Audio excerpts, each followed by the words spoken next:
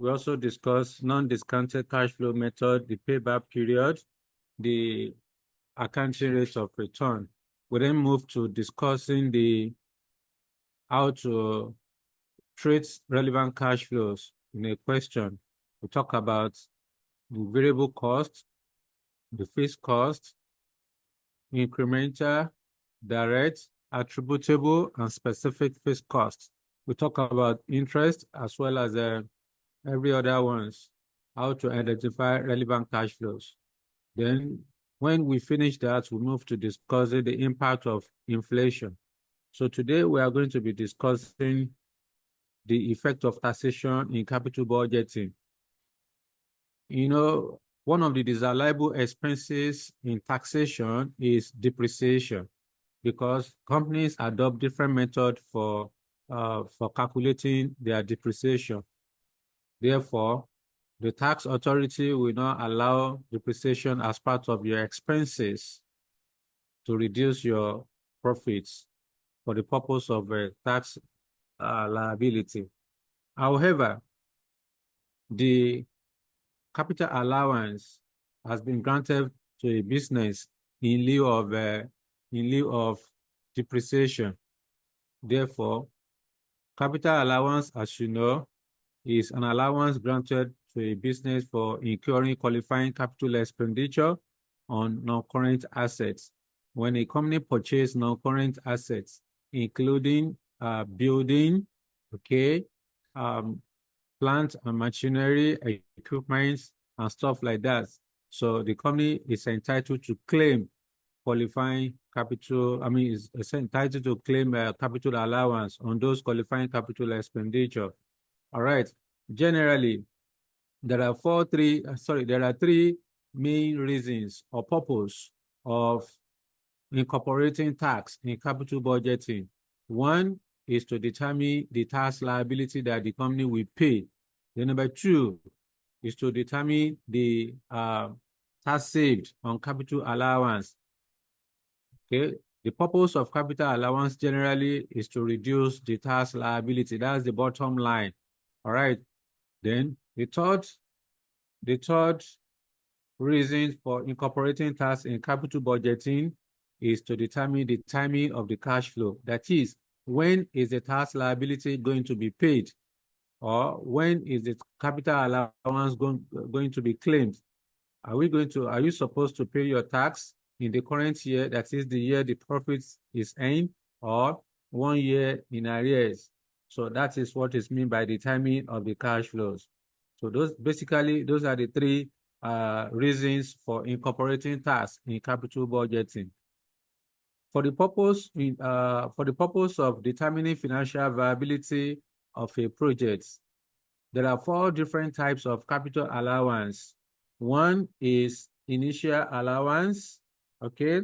2 is annual allowance. 3 is balancing allowance. Then 4 is balancing charge. The initial allowance is an allowance granted to a business once in the lifetime of an asset.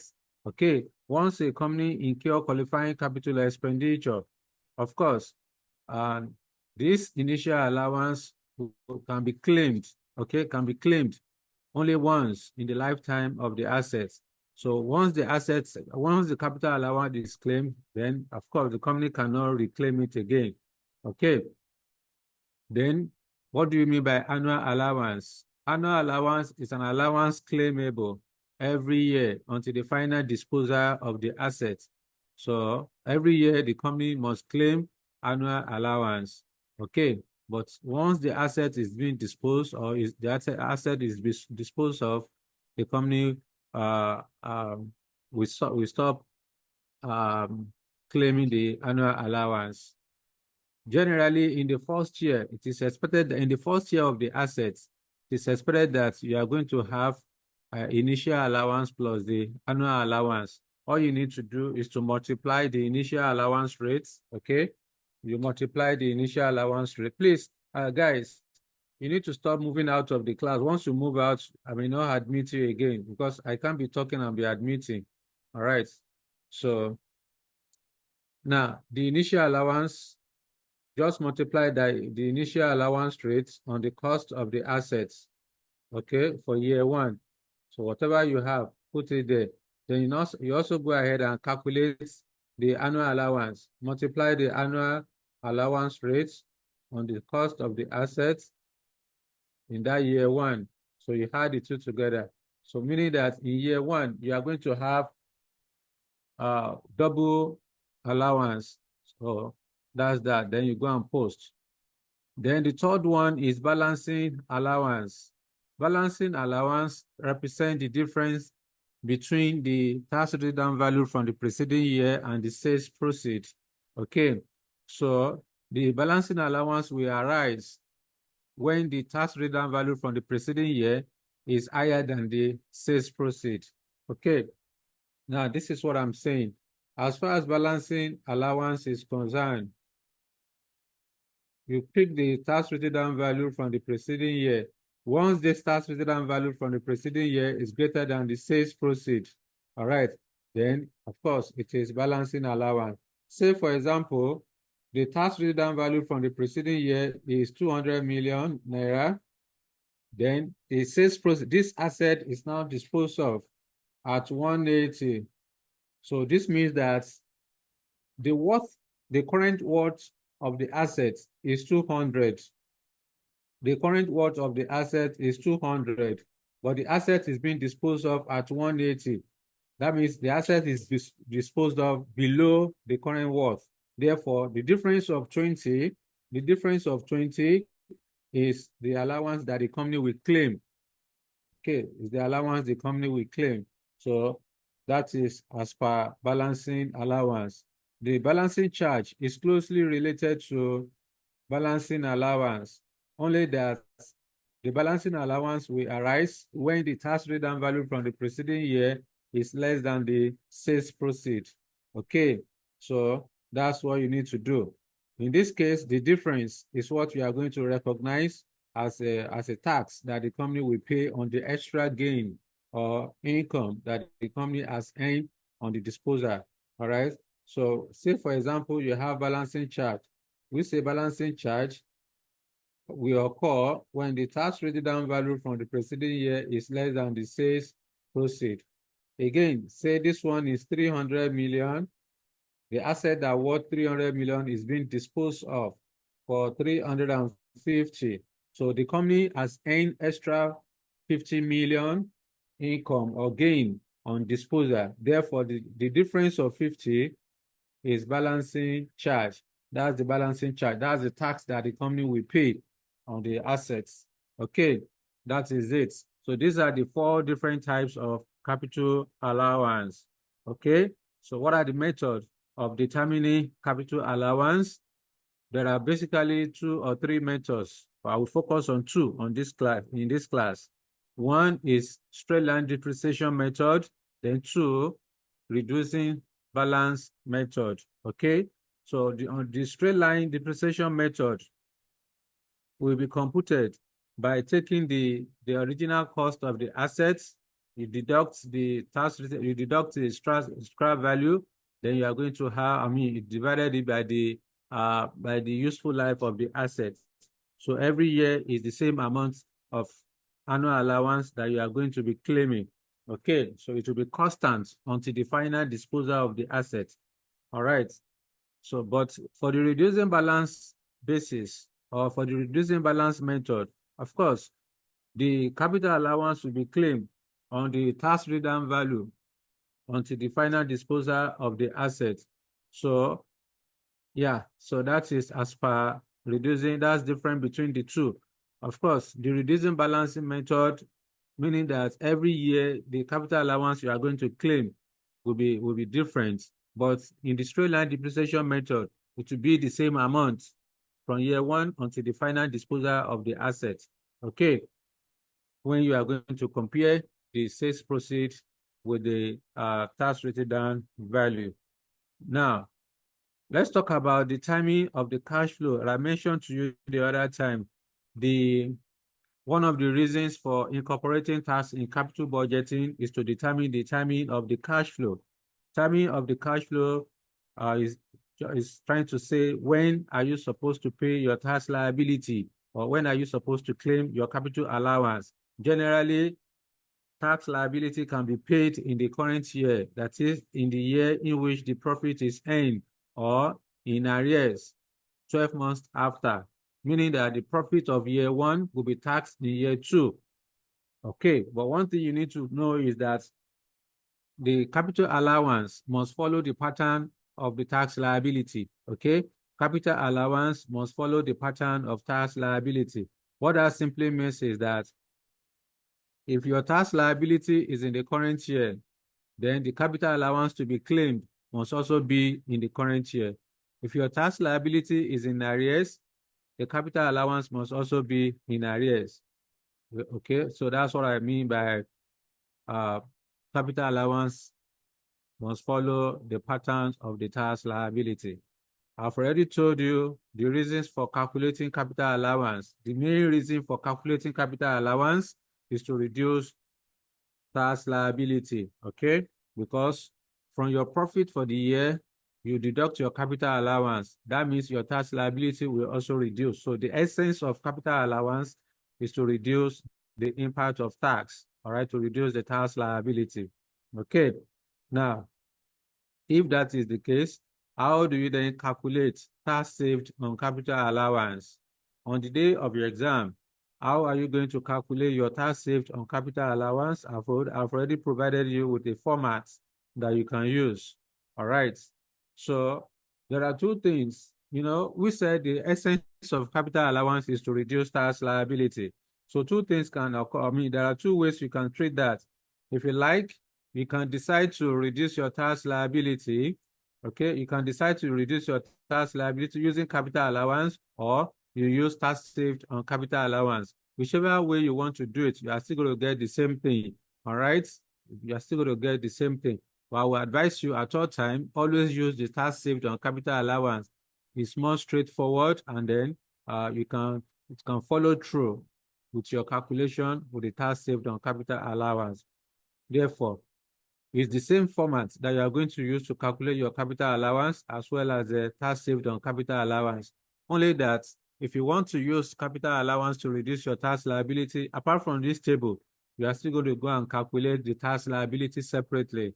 Okay, you calculate your tax liability separately. And then once you are done with calculating the tax liability, you now deduct from your or you transfer it to the table of your NPV. Okay. All right then. Now, how do you calculate your tax saved on capital allowance? When you want to calculate tax saved on capital allowance, first thing first, you need to calculate capital allowance. All right.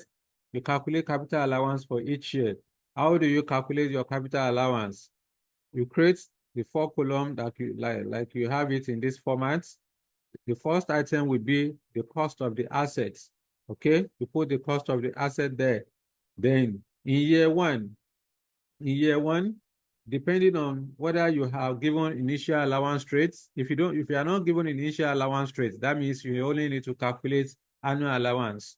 So, but if you are given initial allowance rates, so it means that in year one, you are going to have both initial allowance and then the annual allowance. So all you need to do, like I explained to you the other time, is to multiply the initial allowance rates on the cost of the assets.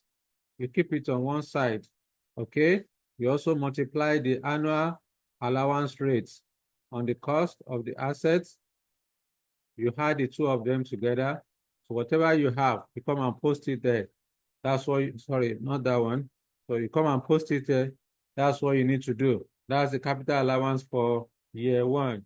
The CAR means capital allowance rates. CA is capital allowance, in case you are asking. Now, that is for year one. The difference between the cost of the assets and the capital allowance for year one will give you the tax return value at the end of year one. So, of course, you also need to calculate annual allowance for year two, depending on whether you are using straight line depreciation method or reducing balance method. So we are assuming that based on this format, we are assuming that we are using reducing balance method. Therefore, what I will do in second year is that I will multiply the annual allowance rates, okay, on the tax written down value of the preceding year to get this value. Okay, again, I will find the difference. Okay, this is the tax written down value for the Sir, second year. sir, please come again. I don't understand. Sir, so You don't understand? yes, sir, please come again. What I'm trying to say in essence is that when you are calculating your capital allowance in year one, capital allowance, depending on if you are given initial allowance rates. If you are given initial allowance rate, that means in year one, you are going to have double capital allowance, one for initial allowance, one for annual allowance. What I'm now saying is that for you to get your initial allowance, you multiply the initial allowance rate on the cost of the assets. Then you also multiply the annual allowance rate on the cost of the assets. You add the two together. So that will give you the total capital allowance claimed in year one. All right. So from there, you now minus the capital allowance of year one from the cost of the asset to get the tax written down value at the end of year one. Our assumption is that we are using reducing balancing method. So using reducing balance method, in year two, you are going to have your annual allowance. So you multiply the annual allowance rate on the tax written value from the preceding year to give you the annual allowance of the second year. Okay. Then you now deduct again from the tax written value to get the tax written value for the second year. Okay, this is the tax written value from the second year here. Then thereafter, we're assuming based on this format, we're assuming that this asset has 3 years life. Busola, hope you understand now. Yes, sir. So like I said the other time, anybody that exited the group, if you want to come in again, I will not admit you. All right? Move on. So the sales process in this case, we're assuming that year 3 is the final year of the assets. Therefore, all I need to do is to first thing first, before I get my capital allowance, I need to deduct the sales proceed from the tax written value. In the final year, this asset is being disposed of. Therefore, I will less the disposal value from the tax written value from the preceding year to know whether I'm going to have balancing allowance or balancing charge. Okay. So if, like I explained earlier on, if the difference between the tax written value and the sales proceed is positive, that is, if the tax written value from the preceding year is greater than the sales proceed, it is called balancing allowance. But if the tax written value from the preceding year is greater than the sales proceed, it is called balancing charge. All right. So that is how I'm going to calculate my capital allowance. Now, that is on one side.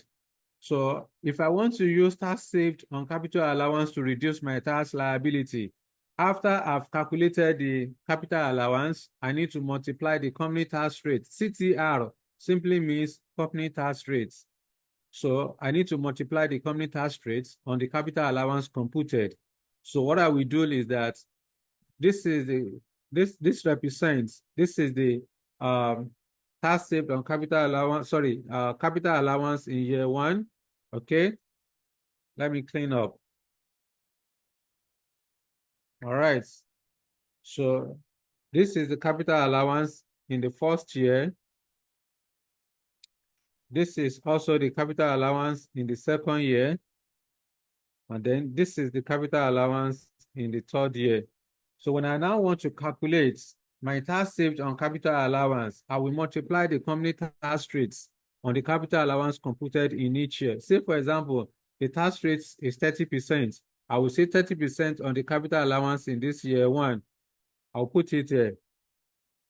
30% of capital allowance I calculated in year two. I will put it there. Then move to year three. 30% on the capital allowance I've calculated in this year three. I'll put it there. So that is how I'm going to calculate the tax saved on capital allowance. That is how to calculate tax saved on the capital allowance. So if I want to confirm whether what I've done is correct or not, there is a formula that you can use to confirm the tax saved on the capital allowance computed. For this purpose, how do you calculate the total tax saved?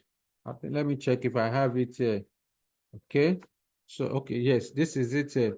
Now, what I'm trying to say earlier is that the total tax saved will be computed as the cost of the assets minus the scrap value or multiplied by the company tax rates. Okay, so this will give you the total tax saved. So this total tax saved must be equal to the total, when you add all of this together, so the total tax saved you have here must be equal to, if you use your formula to say total tax saved equal to cost minus scrap value multiplied by company tax rates. Okay, when you use this formula, whatever you have using this formula must be equal to the total that you have here. So that is that. There's no, the only significance of that is just to confirm that what you have done or what you have calculated is correct. There's no big deal in that one. Okay, so this is how to calculate tax saved on capital allowance. Like I mentioned to you, the essence of capital allowance is to reduce tax liability. So in order to reduce your tax liability, you can either use capital allowance to reduce the taxable profit, or you use tax saved on the capital allowance. Whichever one that you use, you are going to get the same answer. The only thing is that if you want to use capital allowance, there will be two stages of your calculation. The first stage is to calculate the capital allowance for each year using this format, okay, using this format. Then the second stage is to go ahead and calculate the tax liability separately, okay, then before you transfer to your table for calculating the NPV.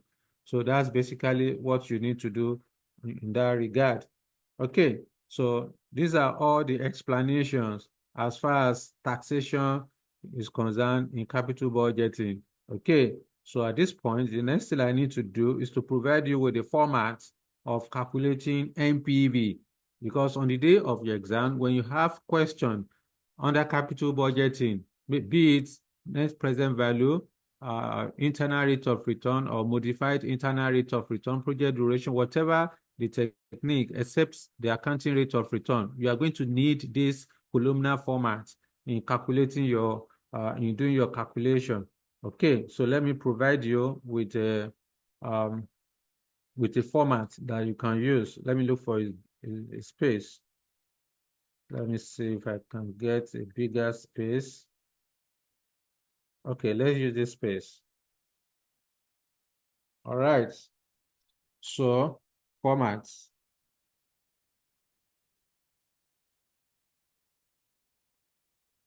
If you want to calculate NPV, so this is the format you are expected to use. Calculating, let me write that clearly.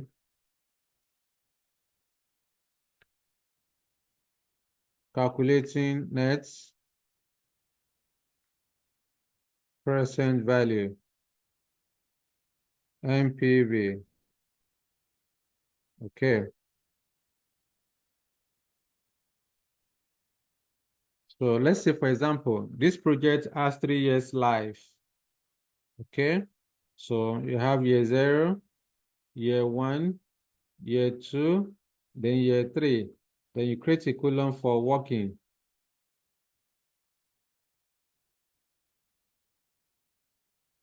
All right.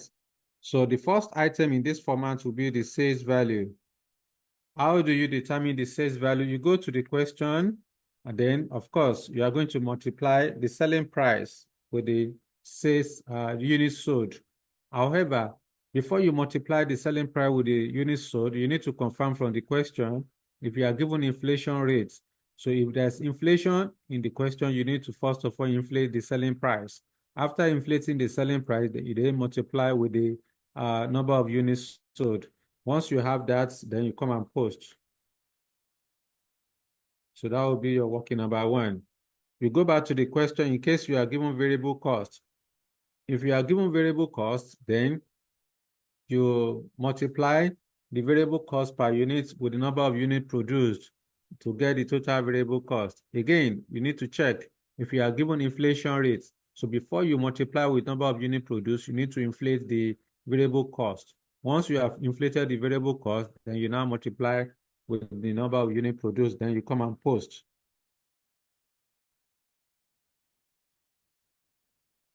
Variable cost. It's a cash outflow. All those direct material, direct labor, direct expenses. Now, you go back to the question in case you are given direct or specific fixed costs. This is where you are going to apply all those, our explanation on relevant cash flow. Okay, so you check if you are given direct, specific, or attributable fixed costs. In this case, there is no need for me to go and do workings for specific fixed cost because it's not related to number of units produced. So it's a waste of time to go and be doing working for that. If you do working, no problem, but it's a waste of time. All you need to do is to just pick the inflation rates on the direct fixed cost. You inflate it, then you post immediately. So no need to do working for that. So if you have any other relevant cash flow, you include it in this case. All right. But for now, that's our assumption. So you get the total profit here. This is the profits. Immediately after the profits, you need to consider tax liability. Immediately after profits, you need to consider tax. So you say tax at the company tax rates. So you then go back to the question to confirm how are you going to pay your tax liability? Is the tax going to be paid in arrears or in the current year? So based on this, our formats, our assumption is that tax will be paid in the current year. All right. The year the company earned the profits is when the tax will be paid. Then immediately after the tax, you are going to calculate tax saved on capital allowance. So we are using tax saved on capital allowance to reduce our tax liability.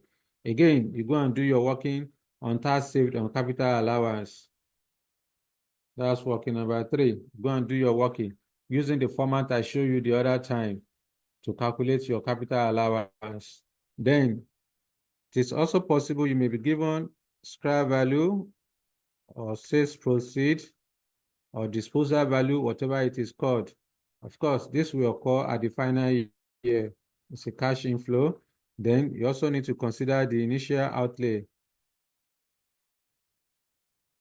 of the project, which will occur at the beginning of the project. Then it is also possible you may be given working capital. Okay, this is where you are going to apply your concept on the treatment of working capital, a one-off working capital or incremental working capital. So you need to consider, the question will tell you which of them it is. So based on this, our format, our assumption is that this is a one-off working capital and the working capital will occur at the end of year 1, which should be treated as cash outflow in year 0. Then at the end of the useful life, we'll recover the entire working capital. At this point, I need to determine my net cash flow. Okay, net cash flow in year 0 will be negative, whatever it is that I have in year 1 to 3. So this represents my net cash flow. Now, with this net cash flow, I can use any technique to evaluate the project. I can use NPV, I can use internal rate of return, I can use modified internal rate of return, I can use project duration, I can even use payback period. The only technique that I cannot use is the accounting rate of return. So, because accounting rate of return relies heavily on the accounting information as shown in the financial statement, I need profit or loss to calculate my accounting rate of return. Okay, then. So after the net cash flow, the next thing will be for me to discount the cash flow because I want to calculate NPV. So I will then say discount factor at whatever percentage It is also possible you may be the one that will calculate the cost of capital. Okay, so depending on the nature of the question. But for now, so just calculate your discount factor for each year, depending on the cost of capital. Then you get your net, you get your present value. This is the present value. Then after the present value, the next thing you are going to do is to calculate the NPV.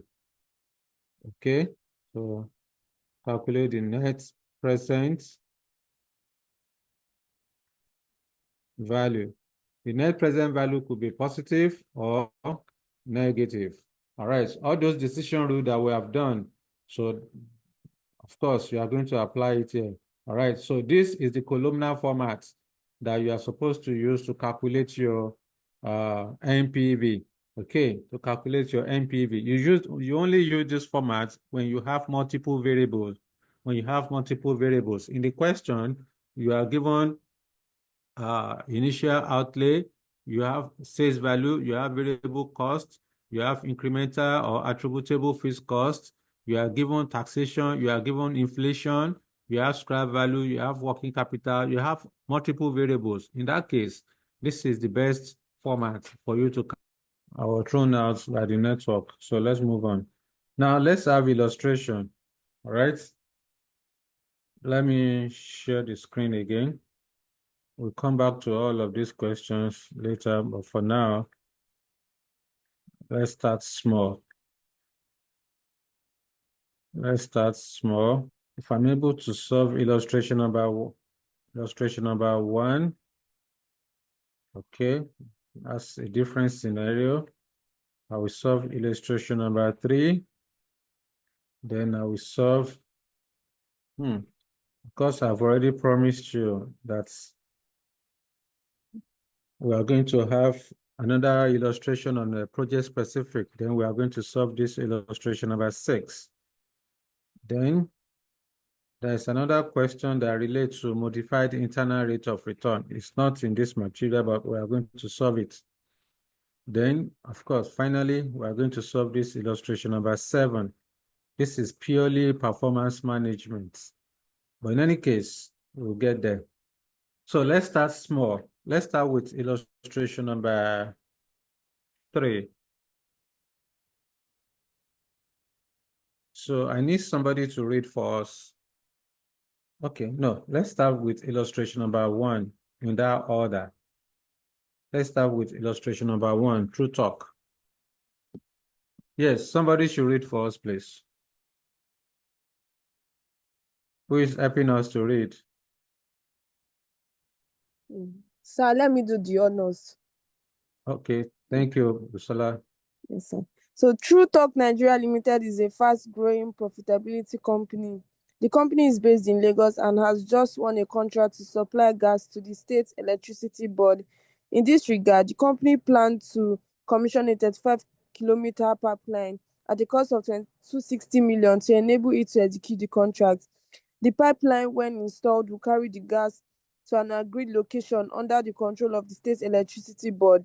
With all these arrangements in place, it's expected that the sales of the company will increase from the present 360 million to about 1,100,000. The anticipated revenue from sales to the state's electricity board is expected to be 120 million per annum. Apart from the contract, the pipeline could also be used to transport liquefied natural gas to other willing customers in the suburb. The sales from this source are put at 80 million per annum. The management of True Talk Nigeria Limited considers the useful life of the pipeline to be 20 years. The financial manager estimates a profit to sales ratio of 20% per annum for the first 12 years and 70% per annum for the remaining life of the project. The project is not likely to have any salvage value. True Talk Nigeria Limited is located in a remote area, hence would enjoy exemption from tax. The company's cost of capital is 15%. You are required to distinguish between mutually exclusive investments and independent investments. B. Why is investment decision important to organizations, and what techniques can be used to ensure that optimal investments are undertaken by firms? What is the project payback period? advised True Talk Nigeria Limited, giving reasons as to the acceptability of the project based on the payback criterion. And E, lastly, computes the project MPV and IRR. Thank you very much. This is a 30 marks question. I think this question was tested in 2015. I think 2015 November. I can't remember the exact year. But in any case, yes, in this question, number A requirements, you are to distinguish between mutually exclusive investment and independent investments. So we have done this previously during our discussions. I explained to you what is what is the independent projects, what is mutually exclusive projects. It's the same thing. The only difference is just that here the examiner is using investment instead of projects. Okay, so how do you answer that? You are going to start with uh, mutually exclusive investments. So you will say that mutually, you don't need to write anything, it's recorded. So once you have the video, then you can jot down with your notes. You can go ahead with your notes. So you say that mutually exclusive investments is a competing investment in which the acceptance of one will preclude the acceptance of the other. For example, if investment A and B are mutually exclusive, the acceptance of investment A will result to the rejection of investment B and vice versa. That's that. You then say, on the flip side, independent investment is a standalone investment that may be accepted or rejected based on its own merits. Then you then give an example saying that, for example, using the net present value, if the investment produce a positive NPV, it will be accepted. If not, it will be rejected. So I'm done with number A, 3 marks. I will pocket it. Then I'll move to number B, requirements. Examiner is asking you, why is investment decision important to organizations, and what techniques can be used to ensure that optimal investments are undertaken by firms? Why do you carry out investing decision? The essence of carry out investing decision is to determine the financial viability of a project using relevant investment appraisal techniques. Examiner is now asking you what techniques that can be used. The techniques that can be used to ascertain or to ensure that optimal investment decisions are undertaken by firms include the net present value, internal rate of return, modified rate of return, payback period, adjusted present value, or whatever techniques, just put it there. That is how to answer that number B. Another 3 marks, you pocket it. Then number C, examiner is asking you, what is the project payback period? What's the project payback period? So in this case, then go back to the body of the question. All right, go back to the body of the question, go and identify you need relevant cash flows when you want to calculate your payback period. Okay, do you have cash inflow? What are the cash inflow? What are the cash outflows? So that's what you need to do. So let's go back to the body of the question. All right, please open to the question at your hand so that we can follow through together, because I want to stop sharing this and move to the working notes. Okay.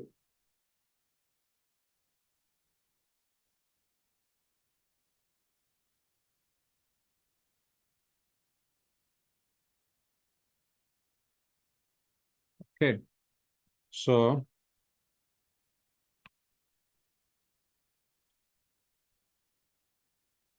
the name of this company is True Talk. This is solution to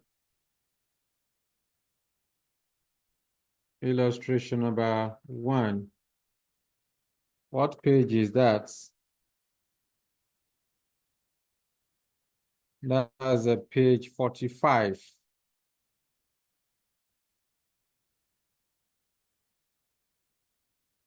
Page 45, so that you can follow through. So the name of this company is True Talk. All right. So examiner is asking us to calculate payback period. So number C, calculating payback period.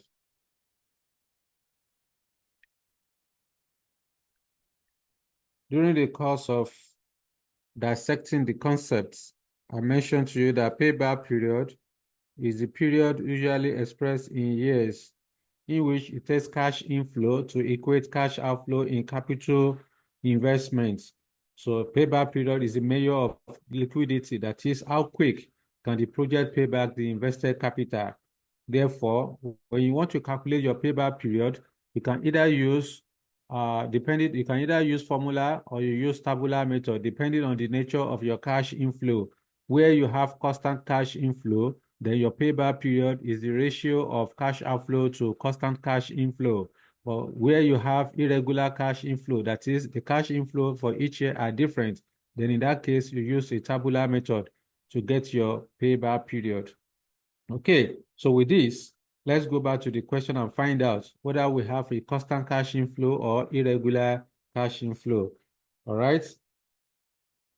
Now, according to the question in the first paragraph, you are told that True Talk Nigeria Limited is a fast-growing profitability company. The company is based in Lagos and has just won a contract to supply gas to the state's electricity board. In this regard, the company plans to commission a 35-kilometer pipeline at a cost of 260 million naira to enable it to execute the contracts. That 260 million naira is the initial outlay. Let's go and put down our variables. So here is initial outlay, 260 million. All right, let's go back to the question. The pipeline, when installed, will carry the gas to an agreed location under the control of the state's electricity board. With all these arrangements in place, it is expected that the sales of the company will increase from the present 360 million to about 1.1 billion naira. So we are less concerned with that. That's not what I need. I need the sales value. What is the revenue? All right. The fact that revenue has increased from 360 to 1.1 billion does not tell me that is the revenue for each year. So I need to determine annual revenue. So that information, I'm less concerned with it. It's not relevant for me. Move to the next one, the next paragraph. The anticipated revenue from sales to the state's electricity board is expected to be 120 million naira per annum. Okay, so we have revenue from state's electricity board to be 120 million naira per annum. So let me go and indicate that. So I would then say revenue. You can call it revenue or sales from, there are two types of revenue according to this question. One from the state's electricity board. This revenue is 120 million naira per annum. Okay. So what I'm trying to do here is to just bring out all the variables that we need first before we calculate. Then I read further from the question. Apart from this contract, the pipeline could also be used to transport the natural gas to other willing customers in the suburb. The sales from this source are put at 80 million naira. Are put at 80 million naira per annum. Okay, so in that case, I also have liquefied natural gas to be 80 million naira per annum. Okay, so that's another revenue. Let's move on. The management of True Talk Nigeria Limited consider the useful life of the pipeline to be 20 years. Okay, so I also have useful life. That means we have the total revenue now will be 200 million per annum. Okay, so we also have useful life. This is not what the examiner wants you to do. what I'm trying to do first thing first is to bring out the variables that I need. So useful life is 20 years. Once you have the variables, every other thing will just flow. All right? Then read further. The financial manager estimates a profit to sales ratio of 20% per annum. Who can tell me what you mean by profit to sales ratio? What do you understand by profit to sales ratio? Can somebody tell us what's another name for profit to sales ratio? Yes. If you know it, raise your hand. What's another name for profit to sales ratio? All of you, or majority of you, you did performance management. In performance management, you did cost, volume, profit analysis. When you had the cost, profit, volume analysis, okay, somebody is sending a message. Net profit margin. No, it's not net profit margin. So in your CVP analysis, okay, yes, it is not contribution per unit, Charles. It is called contribution margin ratio. Your profit to sales ratio is the same thing as contribution margin ratio. Okay. All right, then let's move on. Thank you for contributing. Yes. So you are given profit to sales ratio of 20%, which means that, of course, for the first 12 years and 17% for the remaining 8 years. So I would then come here, contribution margin ratio. Contribution margin ratio is the percentage of contribution to sales. So for the first 12 years, okay, for the first 12 years, let me do it this way. Year 1 to 12 years, year 1 to 12 equal to 20%. Okay, then year 13 to 20, year 13 to 20 equal to 17%. Therefore, what is the contribution? All right, you are given the contribution margin ratio on sales. 20 from year 1 to 12 is 20%. Therefore, annual contribution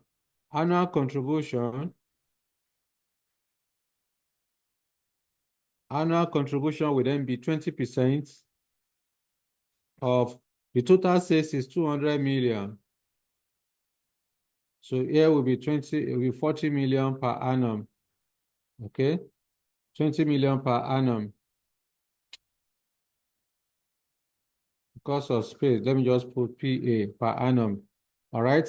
Then the one of 17% here will be 17 multiplied by 200 million, which is 34 million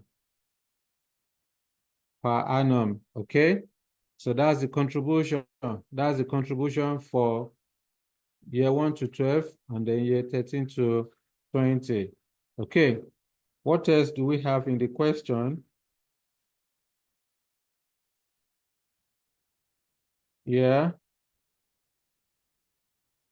The project is not likely to have any salvage value, no scrap value. True Talk Nigeria Limited is located in a remote area, hence we enjoy exemption from tax, which means that the cash flow will not be impacted with tax.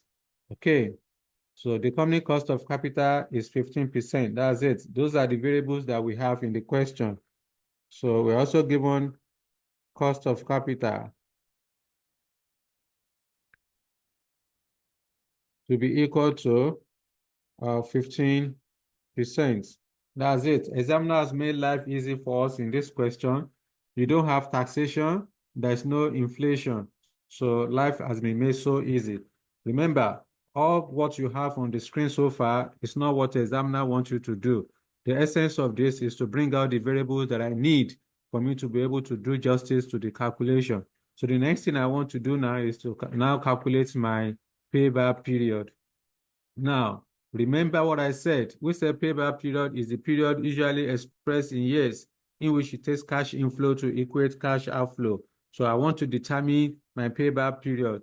So I would then say payback period, okay, payback period equal to, am I using formula or I'm using tabular method? Already my cash outflow is 260 million naira. That's my cash outflow, 260 million. My cash inflow is 40 million between year 1 to 12 is 40 million naira.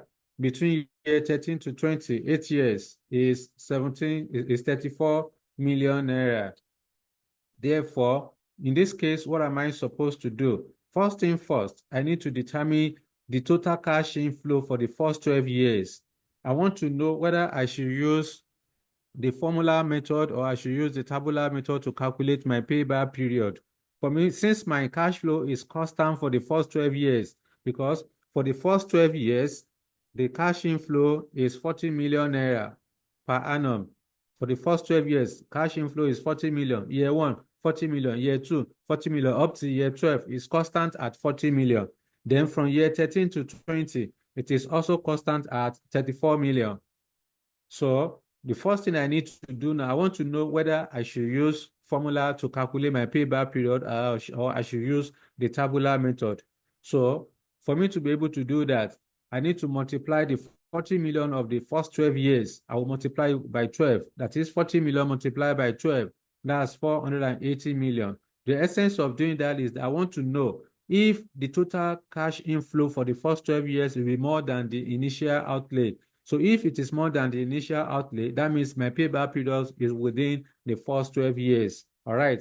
So as you can see, 40 million multiplied by 12 years will give us 480 million. So the 260 million initial outlay is within the 480. Therefore, I can use formula to calculate my payback period. So in this case, I would then say payback period equal to cash outflow divided by the constant cash inflow, of course, must be expressed in years. Therefore, the cash outflow is 260 million. The annual cash inflow for the first 12 years is 40 million per annum. 40 million. So with this, I can then say payback period is equal to 260 divided by 40. What do you have there? What's your answer? 260 divided by 40 million.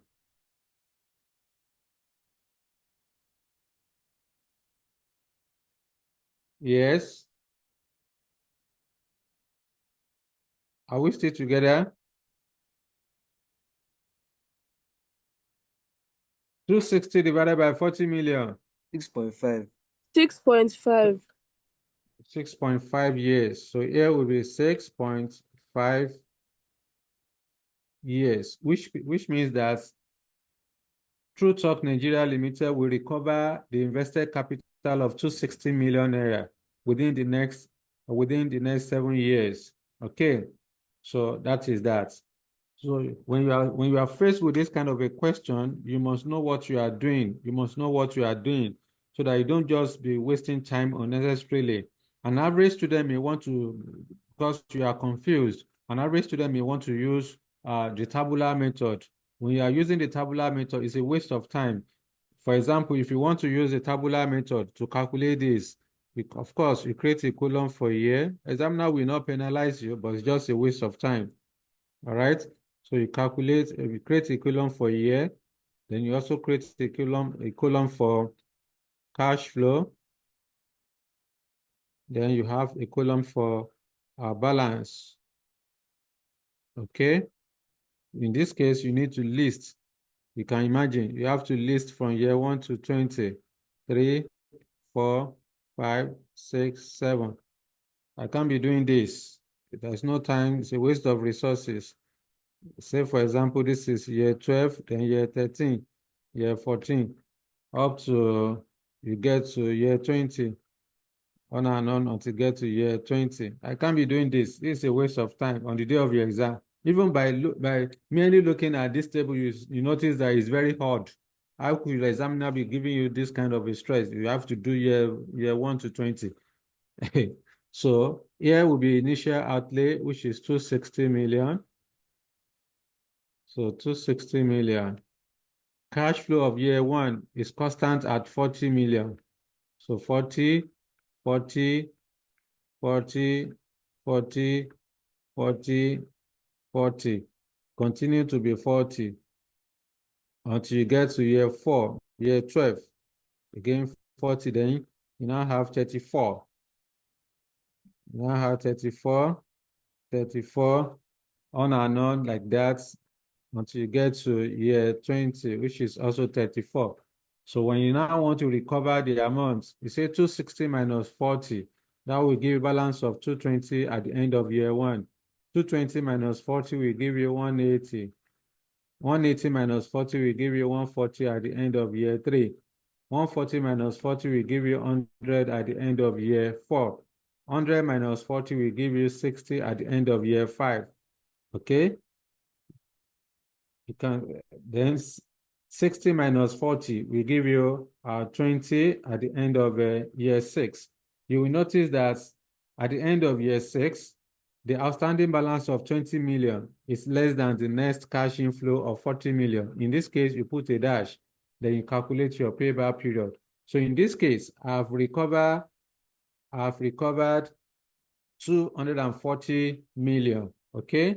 So for 6 years, therefore, we then say payback period equal to how many years? For 6 years, year 1 to 6. This is 6 plus the outstanding balance of 20 million divided by the next cash inflow of 40 million. So your payback period equal to 6.5 years. I can't be doing all of this on the day of the exam. It's a waste of time. You are still doing this. I've gone to the second question. So you are still window dressing this one because you know it so much. It's a waste of time. You can see, just do this one and move on. You don't need to be wasting time. All right? But you must know what you are doing.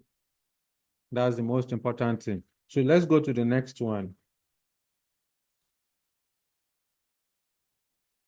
Number D, advise True Talk Nigeria Limited, given reasons as to the acceptability of the project based on the payback period criterion. Yes, this is where I need your contribution.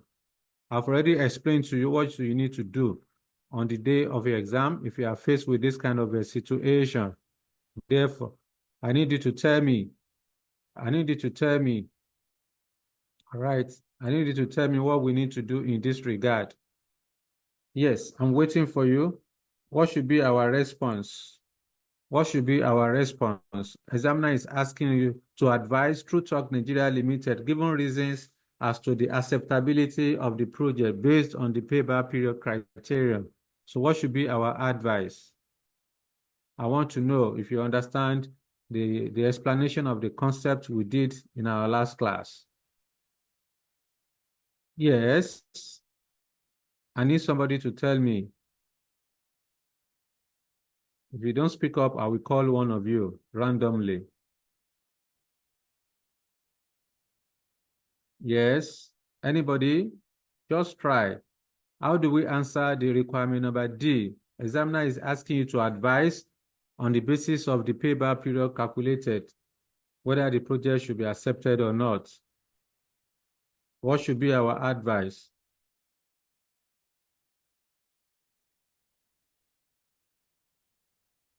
Yes. Who is helping us?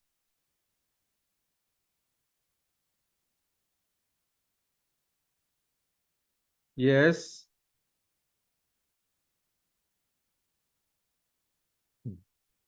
Shola, Shola, what should be our advice?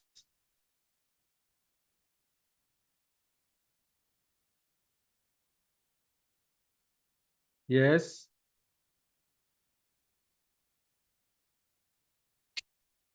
Shola, are you still there? or you are attending the class by proxy? Yeah, I'm here. Okay. Yes, what should be Yeah, our the advice? decision is to accept the project as the payback period is lesser than the predetermined company year period. Take it again. So accept the Shola, what did... project. Okay. I said because the payback period is lesser than the company predetermined year of payback of recouping the for the invested amount. Okay. So we should accept the project because the payback period is shorter than the management predetermined, right? Yes, yes. So the management predetermined payback period, is it given to you in the question? I think 20 I years or agree with something. you. I agree with you. The decision rule is that the project should be, your calculated payback period should be benchmarked against the management predetermined payback. But in this Yeah. particular question, you are not given the management predetermined payback period. So do you have the basis for the acceptability of the project? Remember my explanation in class. Don't send me chats. You have to speak up. Some of you that are sending me chats, Marcus and Ife, you speak up. Marcus is saying there is no basis for the acceptability of the project. Ife that is saying no, it's not. So you need to speak up. Don't send me the chats. So the Okay, issue now is that, yes, talk to me. so yeah, the I know the decision is benchmark on the management predetermined payback period. So if it is not provided, we have no basis for acceptability. So that's all I wanted to say. Yes. So that's what I want to know. That's what I want to know. Because remember what I told you, for all the non-discounted cash flow method, your calculated figures should be benchmarked against the management targeted figures. So, and I mentioned specifically on the payback period that you should note the following. If the management predetermined payback period is not given, there will be no basis for the acceptability of the project. In this particular requirement, examiner is asking you to advise the company, given reasons as to the acceptability of the project. So what you are going to say is that the project will pay back within 7 years. However, there will be no basis for the acceptability of the project since the management targeted payback period is not given. That's what you are going to say. No need for story. You cannot advise that the project should be accepted because what do you want to benchmark against? There's no basis. All right. So that is how to answer number D. Then we move to number E. I believe that is clear. Then we move to number E. Number E, you have to compute the project NPV and then the internal rate of return. So you have to take it one by one. I want to calculate payback. I want to calculate NPV. Okay. So number E1. E, Roman figure 1, calculating net present value. Again, when you want to compute your NPV, you need to ascertain, are you using the columnar formats or you want to use the small formats? As you can see in this question, no inflation, no taxation. You don't have multiple variables. Therefore, just use the normal format for calculating your NPV and you move on to the next one. Okay. This question is 30 marks. So you need to work to maximize your, your mark or your score. So I can create a column for year, description of items, cash flows, discount factor at 15%, then the present value. Figures are in millions. Okay. Year 0, year 1 to 12, then year 13 to 20. An average student will struggle to solve this requirement number E if care is not taken. Yeah. It is also possible you may give, God forbid, an average student can give what belongs to Peter to Paul. And that's why you have to be very careful. MPV.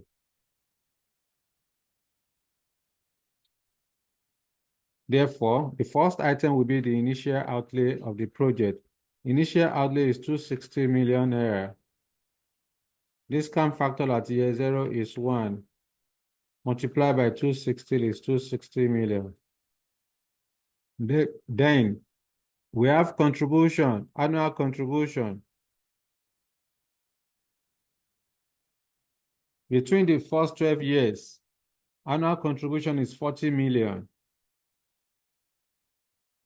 Then we also have annual contribution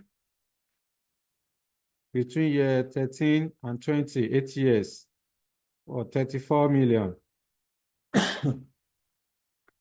At this point, you need to calculate, since your 40 million is constant for the next 12 years, the 34 million is also constant for the next 8 years. Then you need to calculate annuity factor. So you then go and do your workings for annuity factors. Okay, let me see. Payback period, sorry, internal rate of return. So let's do the working for here. So I can then come here to say annuity factor. A wise student should have gone ahead and give me the annuity factor before I ask you. Okay.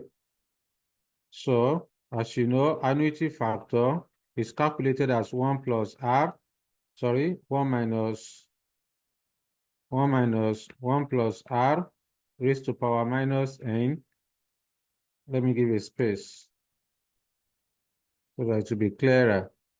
Annuity factor equal to 1 minus 1 plus R raised to power minus N, all divided by R. All right. So I would then say, yeah, you want to calculate annuity factor for year 1 to 12. So annuity factor of years 1 to 12 will be calculated as, of course, you don't bring out your calculator to say 1 minus 1 plus R is 15%, so 1.15 raised to power minus 12 divided by 0.15. So what do you have there, please? What's the annuity factor of years 1 to 12?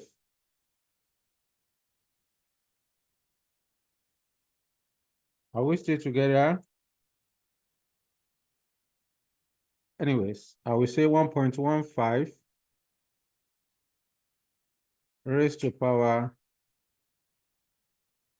12 minus equal minus 1 equal divided by 0.15 equal, that's 5.421. Here is 5.421.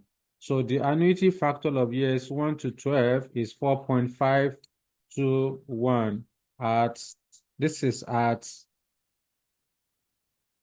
15%. Okay, that's at 15%. So I would then come here 5.421. So I need annuity, pay attention here, please.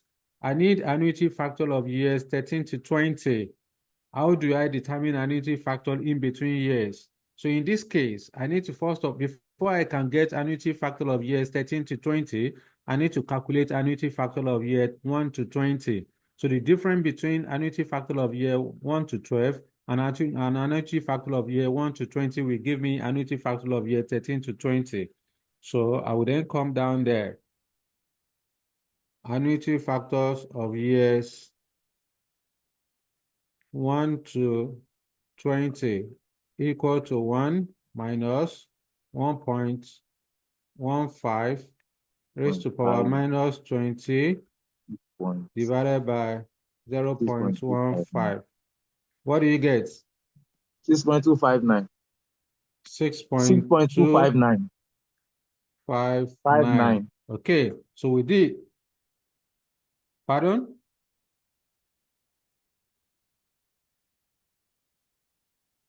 All right, let me 1.15 raised to power 20 minus equal minus 1 equal divided by 0.15 equal. That's 6.259. That's it. 6.259. So in this case, the next thing I need to do is to get the annuity factors of years 13 to 20, which is the difference, okay? Let me remove that. Equal to 6.259 minus 5.421, okay? So what do you have there? 0.838. 0.838. So that's it. That represents that's how to calculate annuity factor in between years. So I will then go and put it there, 0.838. This is 0.838. I believe that is clear.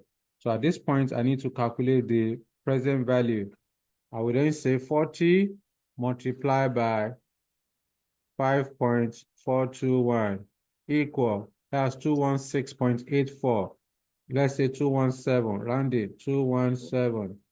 Then 34 multiplied by 0.838 equal, 28.492. that's 28 rounding, 28. So 28. 28 plus 217, that's 245. 245 minus 260 will give us minus 15. Okay, minus 15. This project has a negative NPV.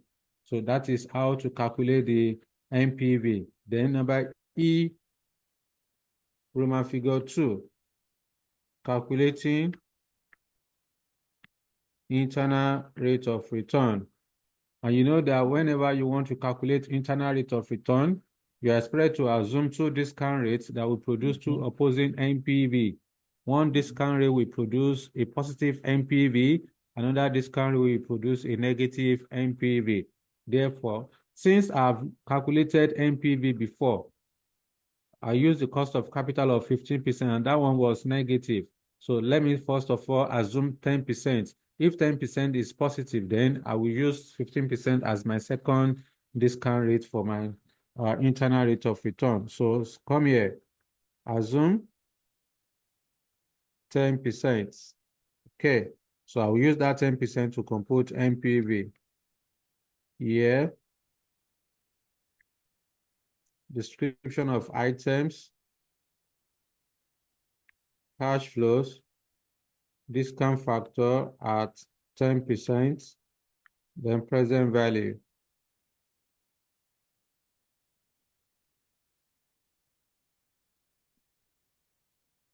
Year 0, 1 to 12, 13 to 20.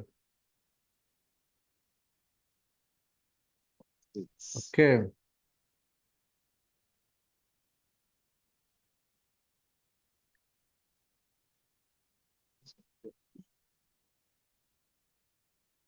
So initial outlay, annual contribution. Here is 260 million, 40 million per annum for the first 12 years, 34 million per annum for the next 8 years. Then, of course, this is 260 million. Annuity factor. I need to calculate annuity factor of year 1 to 12 at 10%. So let's go back there. So Using table 8.814. Okay, let me do it this way. Let me separate this one into two at 10%. At 10%, this is at 15%. Okay, so you said for years 1 to 12, you said it's what? 6.814.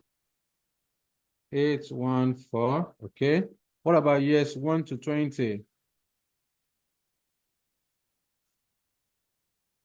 Years 1 to 20,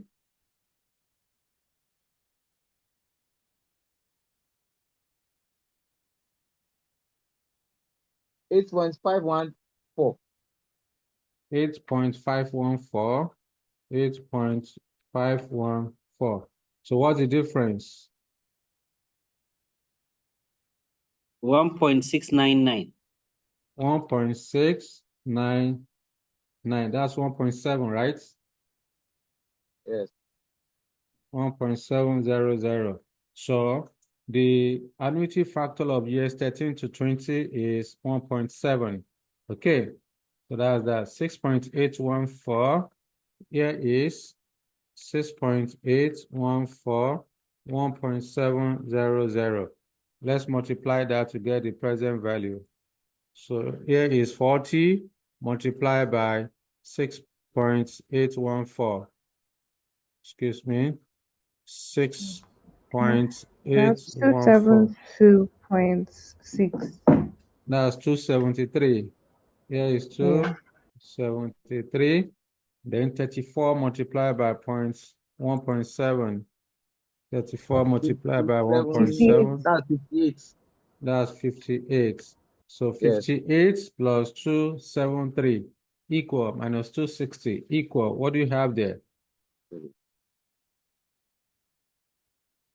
331.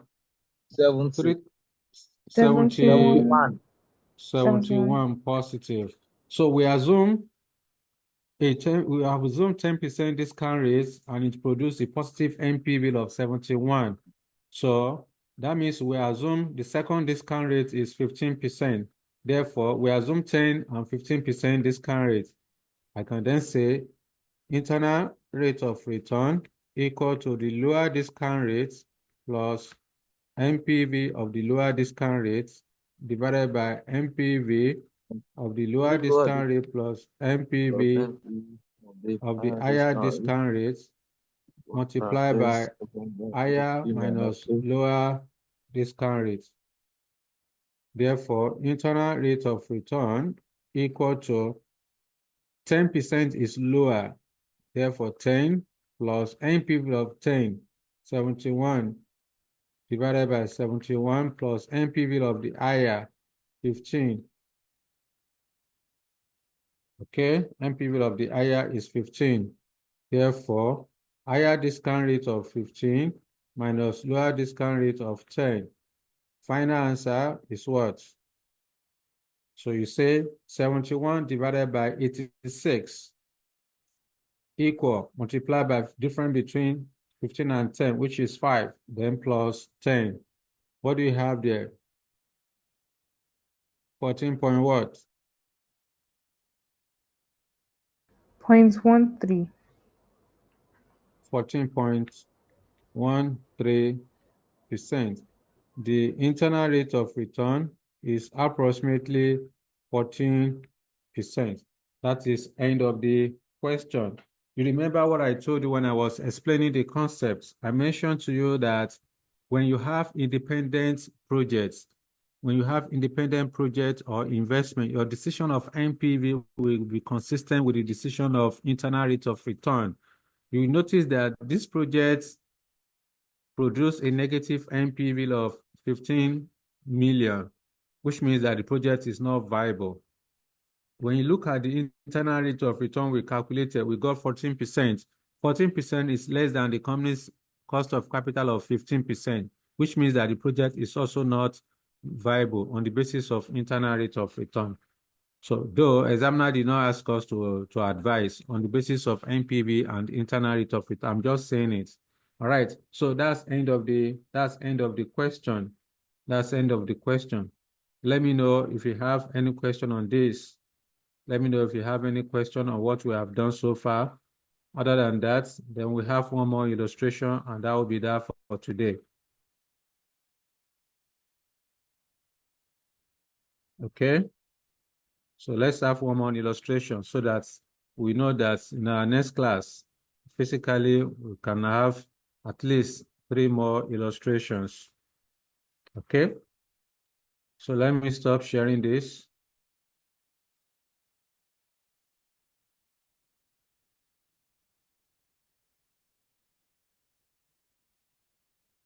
Okay, let's have one more. Let's have this illustration number 3, please. Somebody should read for us. Illustration number 3. Who will take the lead? Can I go ahead? Yes, if I go ahead.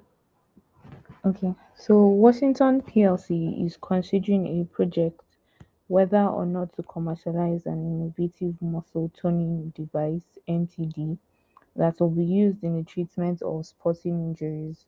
It is expected that the commercial life of the MTD would be 4 years, after which the technological advances will bring more sophisticated devices to the market, and the sales of MTD will fall to virtually zero. 8 million naira has been spent in developing and testing the device over the past year. Initial market research has been conducted at a cost of 2.5 million naira and is due to be paid shortly. Information on future returns from the investment has been forecast to be as follows. All figures assumed to be correct. The selling price inflation rate and fixed cost inflation are expected to be 5% per year, and variable cost inflation is expected to be 4% per year. Fixed costs represent incremental fixed production overheads, which are wholly attributable to the project. The production equipment for the new device would cost 120 million naira, and an additional initial investment of 20 million naira will be needed for working capital. The equipment is expected to be sold at the end of 4 years for 10 million naira when the production and sales cease. The average general level of inflation is expected to be 3% per year, and working capital would experience inflation of this level. Capital allowances, that is, tax allowable depreciation of 25% on a reducing balance basis, could be claimed on the cost of equipment. The profit tax of 30% per year will be payable 1 year in arrears. The balancing allowance would be claimed in the fourth year of operation. Washington PLC has a real cost of capital of 7.8%. You're required to calculate NPV, IRR, and discounted payback period. And the second one, on the basis of NPV, advise if the project should be considered, and what are your assumptions for the calculation above? Thank you very much, Ife. That is the question. Uh, yes, examiner wants you to calculate NPV, internal rate of return, and then the discounted payback period. That's the requirement, and that's the chunk of the marks. So in that case, let me stop sharing this and move to the working notes. However, you will notice that in this question, you are given multiple variables. So which means that you are expected to use the columnar format to calculate your NPV, internal rate of return, even the discounted payback period. So why? Because in this question, you have inflation, you have taxation, you have other cash flows. So that's it. All right. So open to the material at your hand so that we can follow together.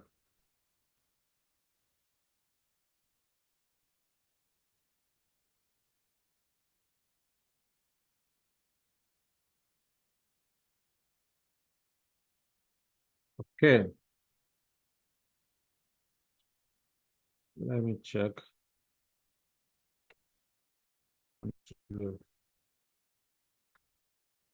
Okay.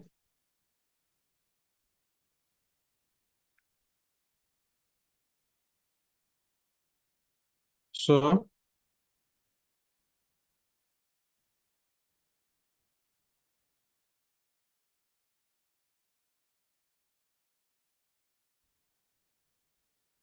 solution, this is solution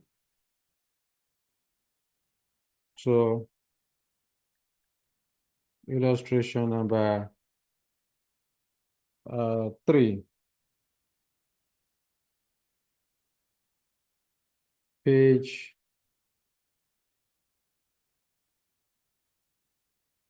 and that's page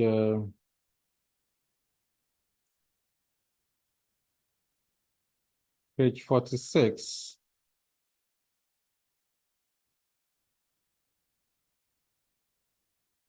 Okay. So the first requirement is to calculate NPV. I will then come here. The name of the company is Washington.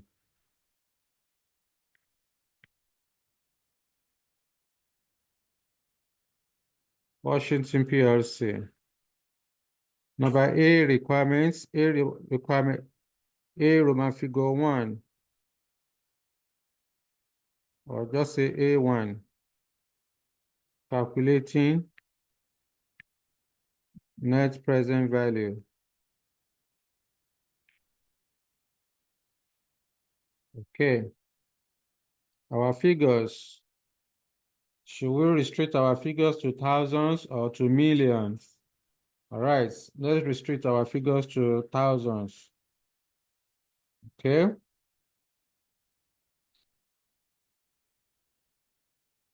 All right. I will then go to the question. This is what you are supposed to do on the way we are solving is the way you are supposed to do it on the day of your exam.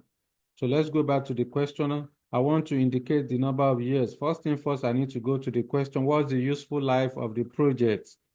Examiner has told us that the useful life, based on the table given to us, the useful life of the project is 4 years. All right, the useful life of the project is 4 years. Then before I put it down, I need to go back to the question where I'm given information on tax. How am I going to pay my tax? Is tax going to be paid in the current year or in arrears? Based on the last paragraph of the question, you are told that profit tax of 30% per year will be payable 1 year in arrears. So tax is paid 1 year in arrears. That means it will extend by additional 1 year.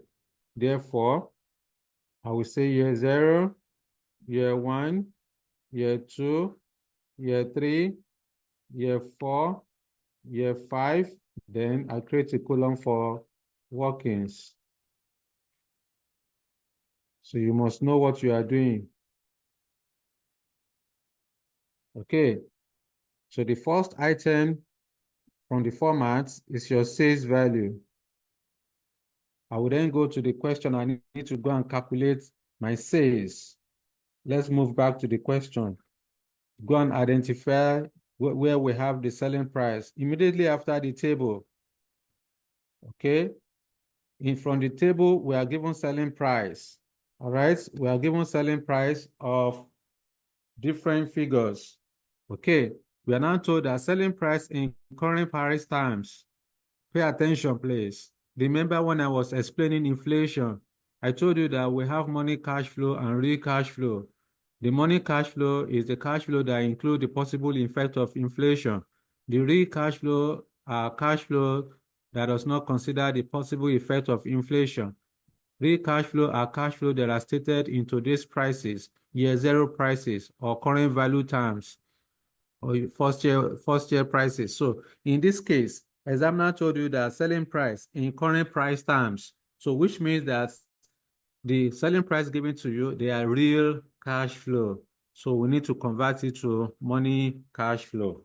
Okay, then what do I need to do? Simple. Just let's go and do our working. This will be for the NPV, okay, internal rate of return, and then the discounted payback period. So we can start our workings from here.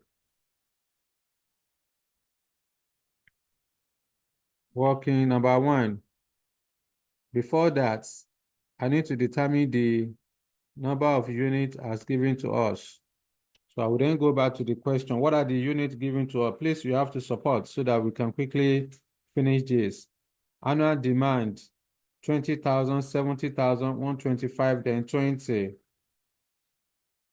So before that, I need to indicate the number of years. Years 1, 2, 3, then 4. The units, demand in units.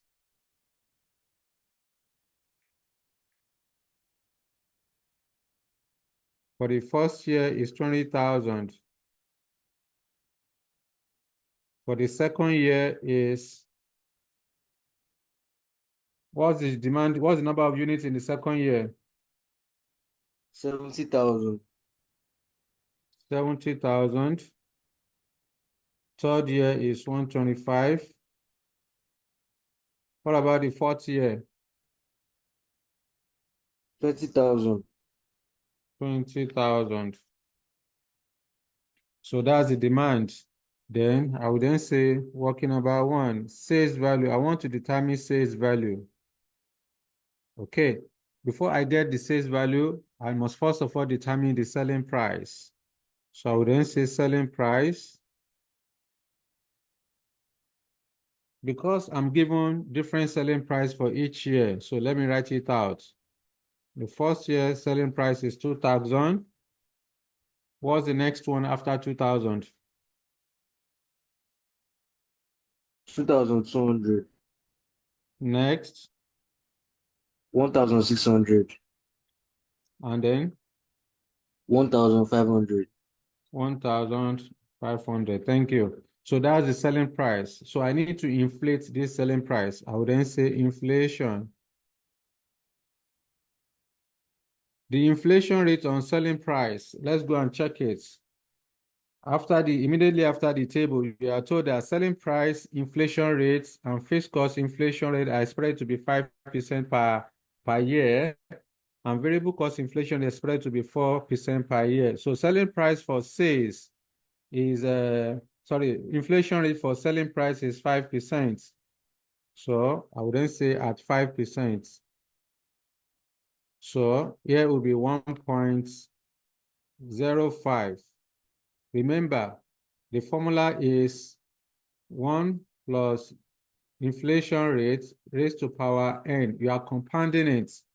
So your money cash flow equal to real cash flow, okay, equal to real cash flow multiplied by 1 plus inflation rate raised to power n. This formula, I don't need it for anything. It's implied. So 1 plus 5% will give me 1.05. Because the selling price is stated in current value terms, therefore, inflation should start from year 1. So I would then say raised to power 1. So here is 1.05 raised to power 2, 1.05 raised to power 3, 1.05 raised to power 4. Then, what do you have here? 1.05 1.05 raised to power, 1.05 raised to power 1 equal, plus error, 1.05 raised to power 1 equal 1.05. Here is 1.05 multiplied by 2,000. That's 2,1. Okay, the inflated selling price in the first year is 2,000. I will move to the second year. 1.05 raised to power 2 equal, then multiply by 2,200 equal 2,426. Here is 2,426. The third year, 1.05 raised to power 3 equal, then multiply by 1,600. That's 1852. Then year 4. Is 18, or rather 18223. That's for year 4, right? Yes, 1823. Okay, 1823. Okay, 1823. So this represents the inflated selling price. Let's say this is A, the number of units is A, this is B. Then total Hello, sir. sales. Hello, sir. Yes, Sorry, before you move away from this point, please, this concept that we are raising the power of the inflation rate by the number of years, what yeah.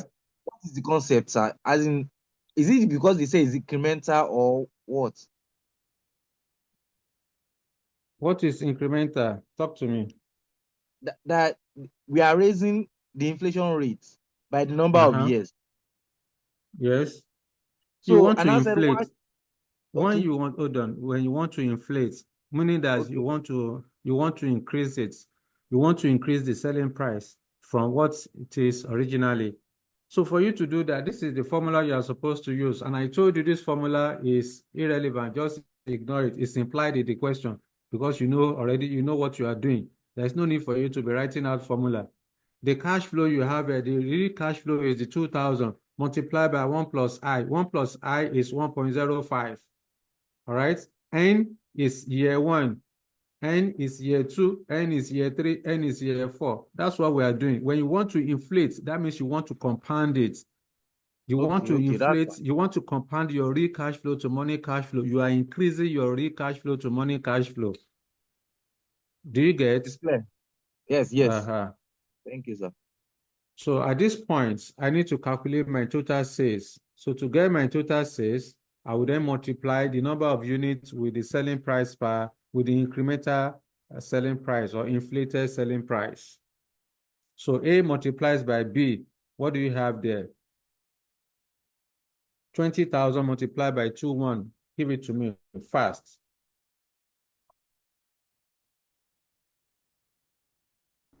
42 million. 42 million. Our figures are in thousands, so I will write 42,000. The next one, 70,000 multiplied by 2,426. Yep, So 5 for year million, 2, 337,200. 5 million, 337,200. 337,200. So our figures are in thousand. Can we oh, say it's it's not, it's not, it's not the 5,337,20? same figure I have here. 5 million, Okay. 337,200 is a million. Our Seven figures two are in times thousand. one 169,820. Okay, times we 2 is want to bring it. 169,820. 169,820. 820. 169,820. So what about year 3?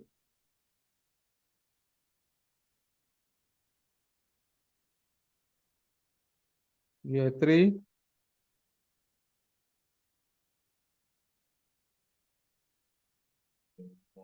31,500.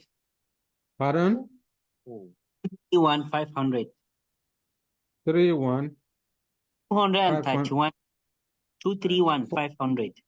Oh, okay. 231,500. 231,500. Okay.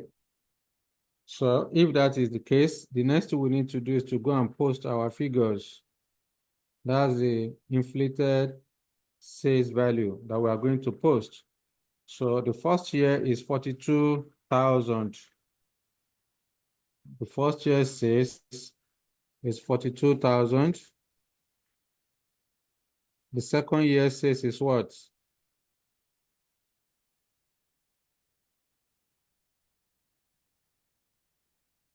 What's the second year sales? Anyways, 16 169,820. 169,820.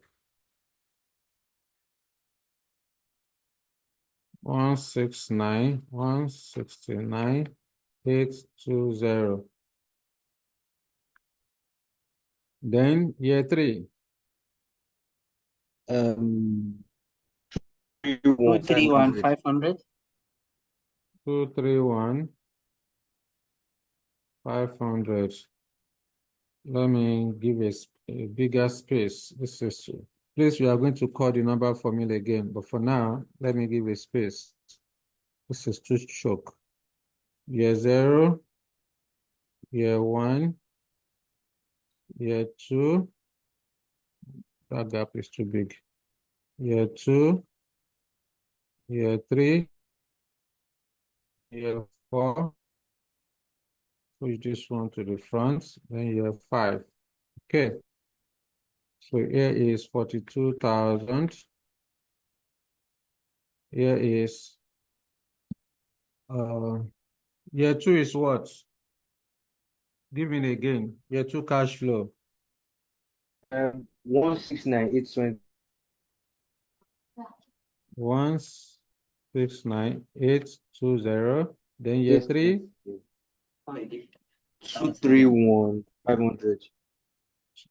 231,500. Here is 36,460. So I'm done with that. I will then go back to the question. We are given variable cost. Therefore, I need to go and calculate variable cost. Let's go and do workings for variable costs. Working number 2. Variable cost. So variable cost per unit, according to the question, is how much? We are told that variable cost in current price terms, 900, 1,000, 1,020, then 1,020. So the first year is 900, 1,000, 1020, then 1020. Inflation. The inflation on variable cost is 4%. Therefore, the variable cost is in current value terms. Therefore, inflation should start from year 1, 1.042, 1.043, 1.044. Okay. Then 1.04 start from the first year. 1.04, 1.04 raised to power 1 equal multiply by 900 equal 936. Here is 936. So this is total variable cost. Here is C, then A multiplied by C. Okay, let me just do that one once and for all. So 100 multiplied by 936 multiplied by 100. Is it 100? What am I doing? Multiply by 20,000. Rather. Multiply by 20,000. That's 18,720. Here is 18,720. I want to use one stone to kill two birds. So I don't need to come back to that again. All right. Then the next one, 1.04 raised to power 2 equal multiply by 1,000 equal 1082. Here is 1082. So 1082 multiplied by 70,000. Okay, I will say 1082 multiplied by 70,000. 75,740. 75,740. Then for year 3, inflated variable cost 1.04 raised to power 3 equal multiply by 1020. equal, that's 1147. 1147. So I would then say 1147 multiplied by 125,000. That's 143,375. 143,375. Then the last one, 1.04 raised to power 4 equal, multiply by 1020 equal 1193. 1193. So 1193 multiplied by 20. 1193 multiplied by 20,000 equal 23,860. 860. 23,860. I'm done with that. I've inflated the variable cost. So I will then go and post 23,860 is the last one. Here is 23,860. Okay. What about the year one? Just okay. The year one variable cost. 18,720. 18,720. Year two, 75,740. 75,740. Year three, 143,375. 143. 375. 375.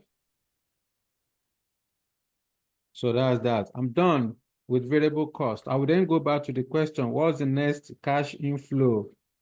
The next cash flow given to us in the question, we are given fixed cost in current value terms.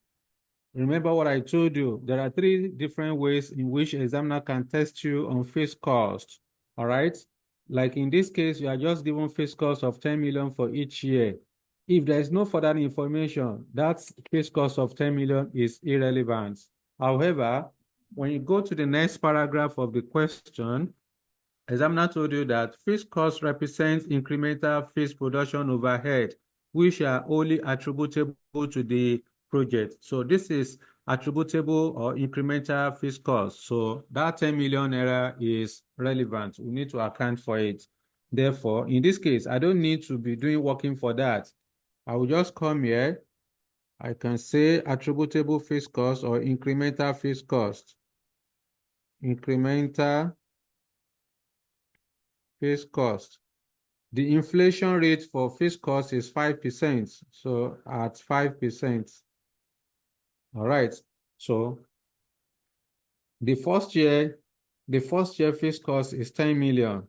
Of course, I would then say 10 million, 10,000. Remember, our figures are in thousands. So I will say 10,000 multiplied by 1.05 equal, that's 10,500. Here will be 10,500.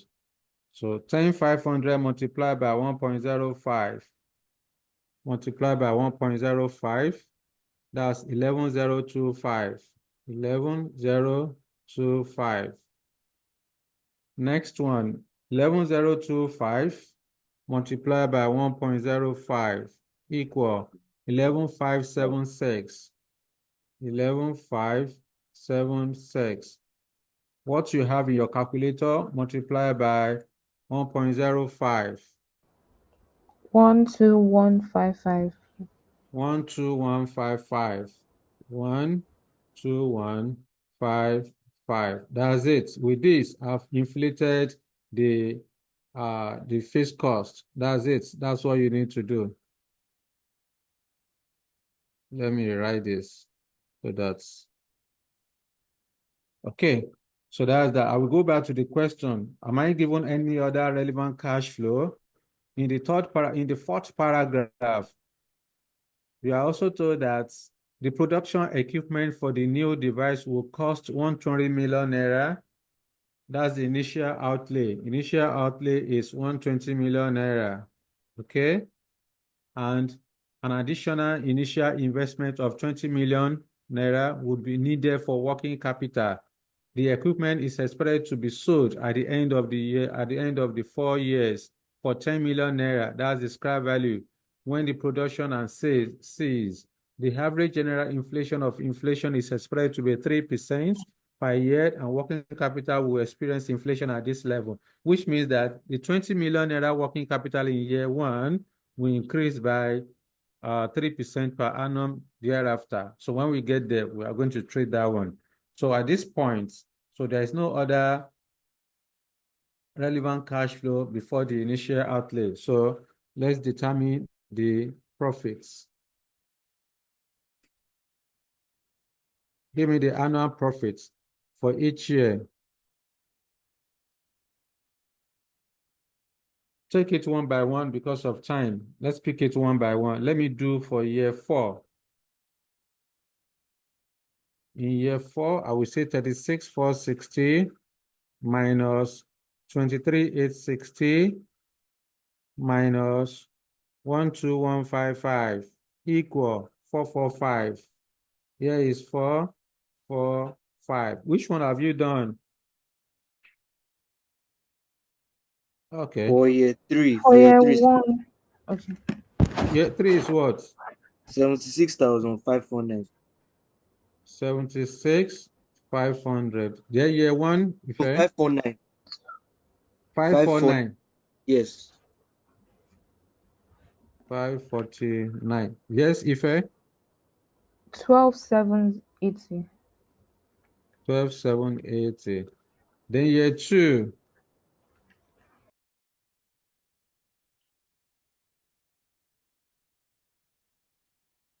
Year 2,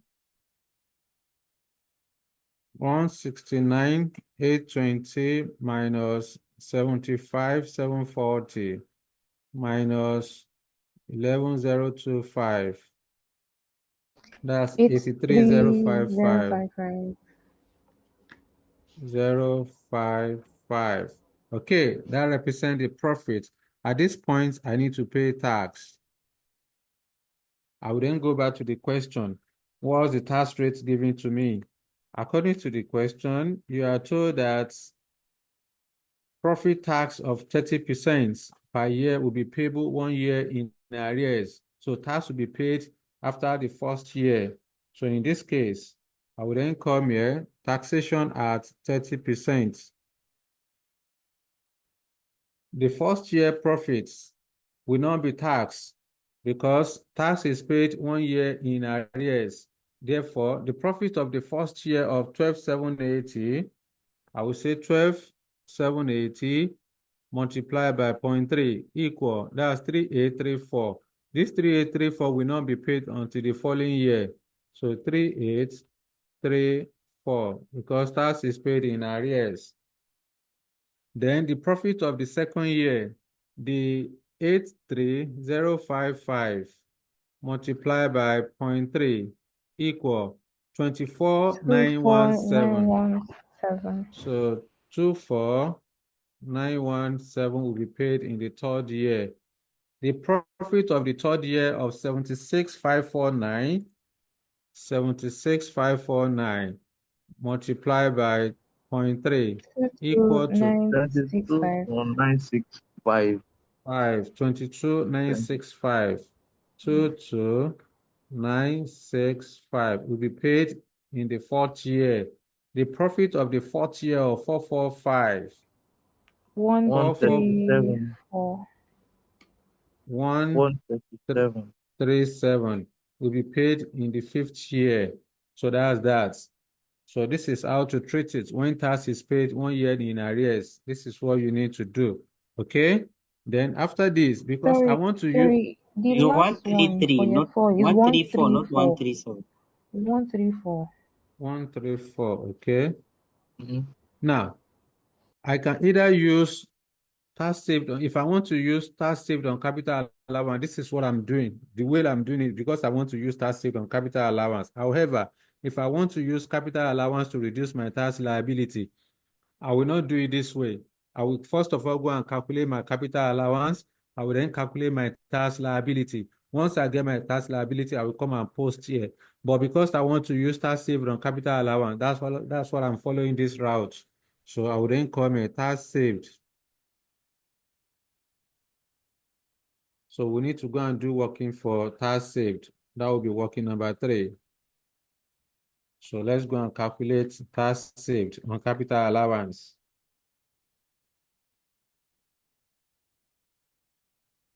Number 3,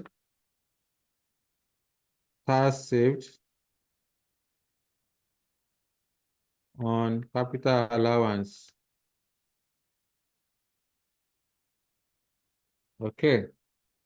So create a column for year, narration, the cost of the assets, then the tax saved. I will then go to the question. Of course, the company tax rate is 30%. At 30%, my figures are in thousands. Year 0, the cost of the assets. Let's go back to the question. What's the cost of these assets? You are told in the question that the production equipment for the new device will cost 120 million naira. So the initial outlay is 120 million, and that's the cost of the assets. 120 million. Figures are in thousands, so 120,000. Year 1, I need to calculate annual allowance. Okay? Annual allowance. How do I calculate my annual allowance? According to the question, you are told that you go to where you have information on the capital allowance. So in the last paragraph, examiner told you that capital allowance, tax allowable depreciation of 25% on reducing balance basis, okay? On reducing balance basis is 25%. Will be claimed on the cost of the equipment. Therefore, I would then say at 25%. So what's 25% of 120,000? Okay. 120,000 multiplied by 0.25 equal 30,000 to 30,000. 30,000. Okay, so let's use one stone to kill two birds. Well, 30,000 multiplied by 30% will give us 9,000. Okay, that's the tax saved on that capital allowance. So I need to get the tax written down value at the end of year 1. Okay, so here will be 90,000. Year 2, annual allowance at 25% of 90,000. What do you have there? What's 25% of 90,000? 22,500. 22,500. Then multiply by 30%. That's saved. 6,750. 6,750. 6,750. Okay. Then the tax written down value at the end of the second year is what? 67,500. I think that's correct. Then in year 3, Yes, remember the correct. useful life. Remember the useful life of this asset is 4 years. Yes. Therefore, in year 3, we also claim annual allowance at 25%. What's 25% of 67,500? 16,875. 16,875. 16,875. So what's 30% of 16,875? 5,063. 63. Okay. Then what's the difference between 67,500 and 16,875?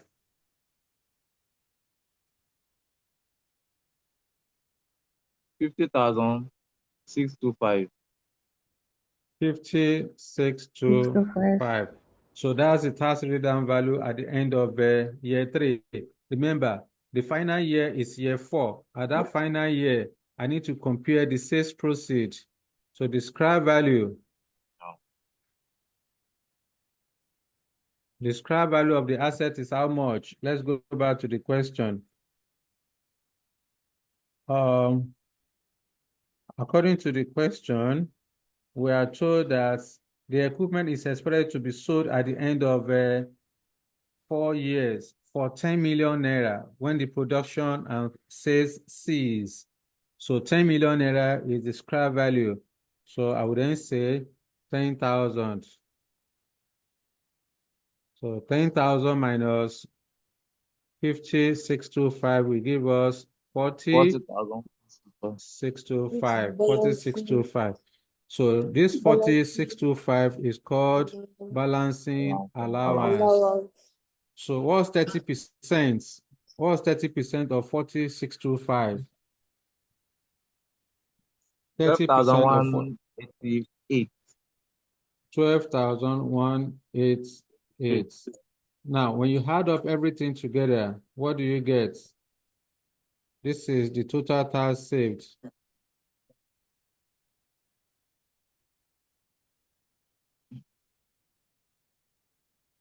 So what do you have? When you add up everything together, 9,000 plus 6,750 plus 50,63 plus 12,188. What do you get? 26,251. 33,001. 23,000. So it should be 33,000 because of rounding. 33,001. So this one will be 7. It should be 33,000. It's the last one. Last figure that was rounded up. Okay. So if I want to confirm if my total tax, remove the one that you have there, it's a rounding because of it should be 33,000 because of you've already rounded this 5063. You also rounded this one. So that's why it's more than by 1. So if I want to do this, I would then say total tax saved equal to the cost minus the scrap value multiplied by company tax rates. The cost is 120,000. Scrap value is 10,000 multiplied by 30%. Okay, I should have the same thing as 33,000. That's that. So let's go and post it. The first year is 9,000, then 6,750. So again, your tax saved on capital allowance must follow the pattern of your tax liability. Because your tax liability is in arrears, your tax saved on capital allowance must also be in arrears. You are claiming it. So 6,750. What about the third year? 50, is it 5073 or 5063? 5063.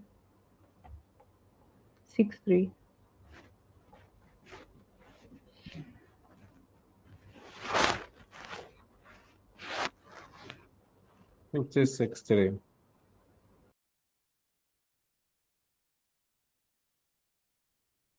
Okay, so after this, I need to consider the scrap value. The scrap value is 10,000, which will occur at the final year. You have to be very careful. Final year is year 4, not year 5. It's because of tax that will extend to year 5. Then I need to consider the initial outlay. Initial outlay is 120,000. It's a cash outflow. Then I will consider working capital. So we need to go and calculate our working capital. According to the question, you are told that working number 5 now.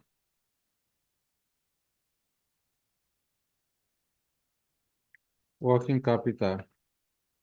So according to the question, we are told that working capital, additional initial investment of 20 million will be needed for working capital.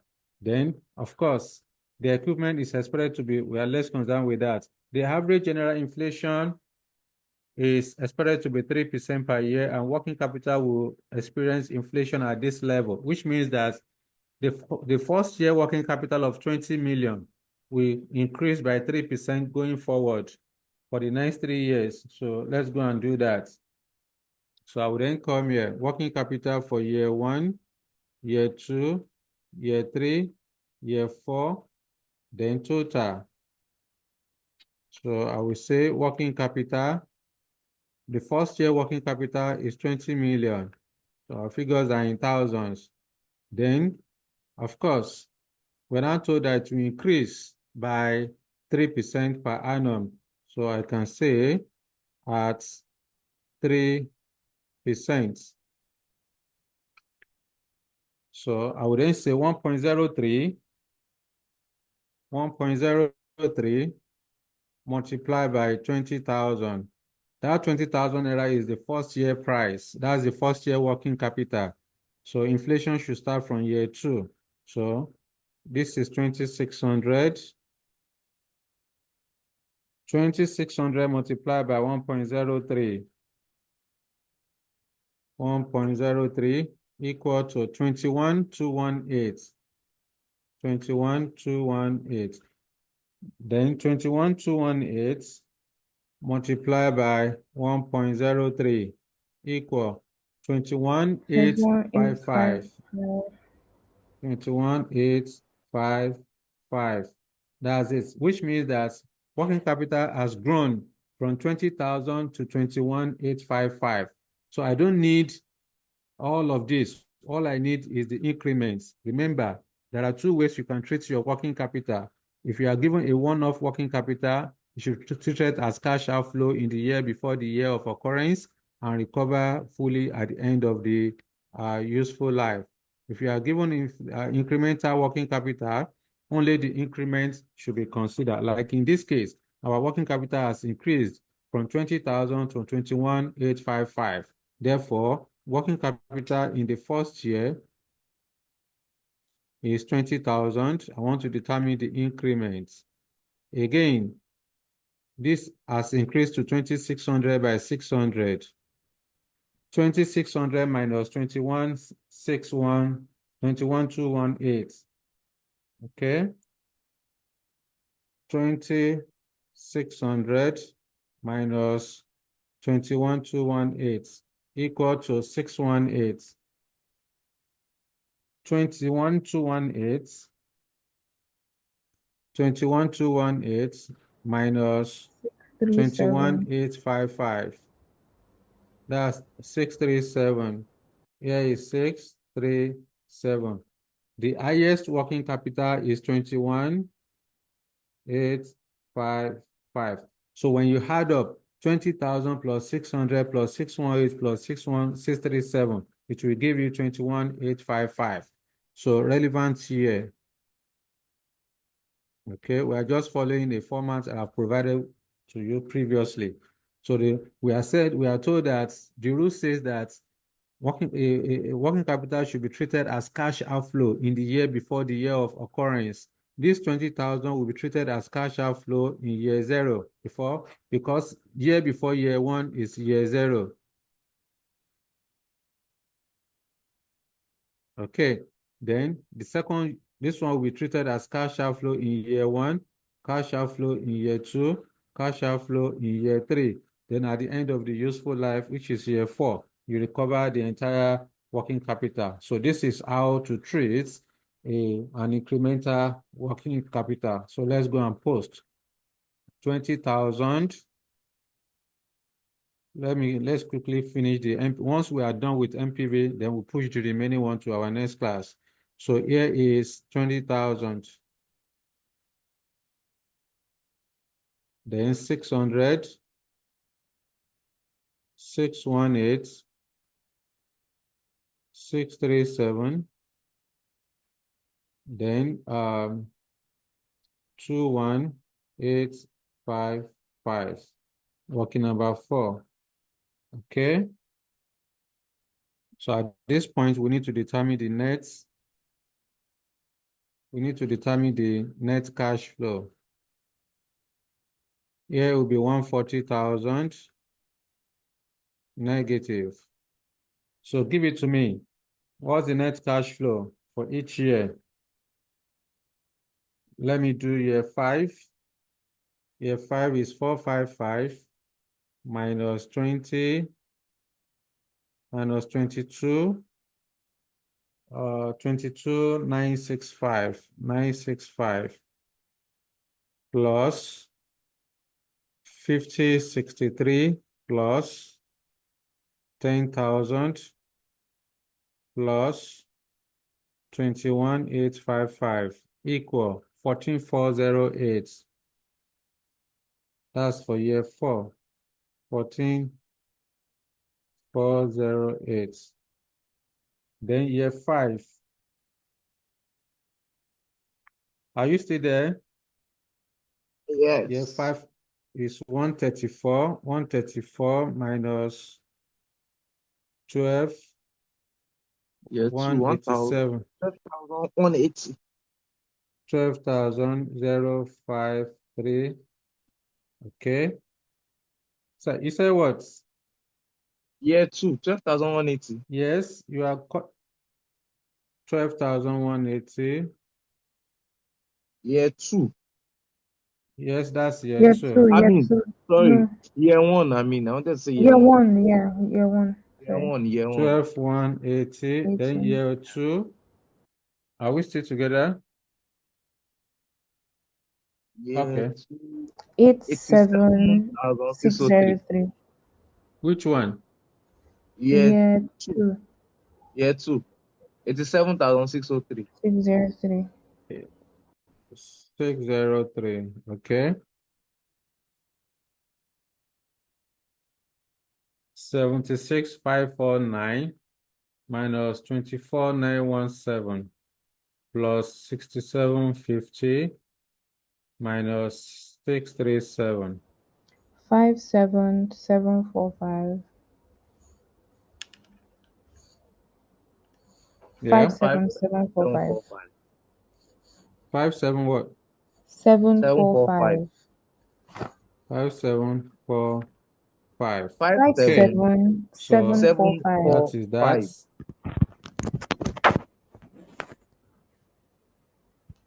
So if that is the case, we need to calculate. This is 20. Sorry, for year 4, I'm getting 14,398. 57. For year What did you 4. say is the number? For year 3 is 57745. Then year 4 is 27, sir.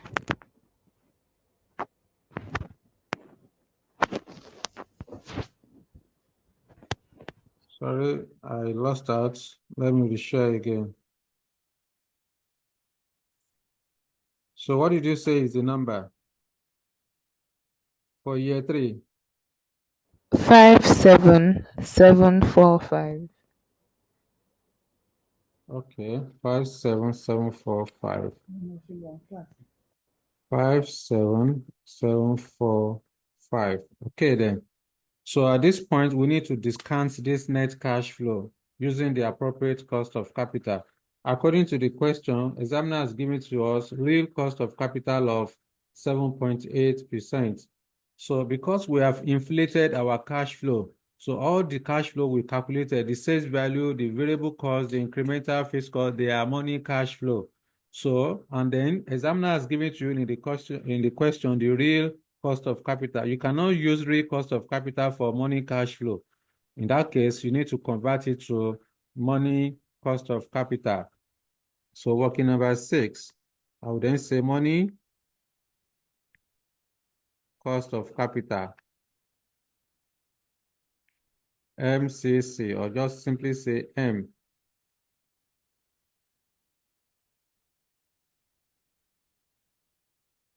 Okay. From the formula, M is calculated as 1 plus R multiplied by 1 plus general inflation rate, all minus 1. Remember, that's the formula for calculating money cost of capital. Therefore, M will then be equal to the inflation rate. The real cost of capital is 7.8%. So this will be 1.078 multiplied by inflation. General inflation rate is 3%. So 1.3 or minus 1. M will then be equal to 1.078 multiplied by 1.03 equal minus 1 equal multiplied by 100 equal. That's 11%, right? So the money cost of capital is 11%. So I will then come here because money cash flow must be used for money cost of capital and vice versa. So this is 11%. Sir, So difficult for year 4.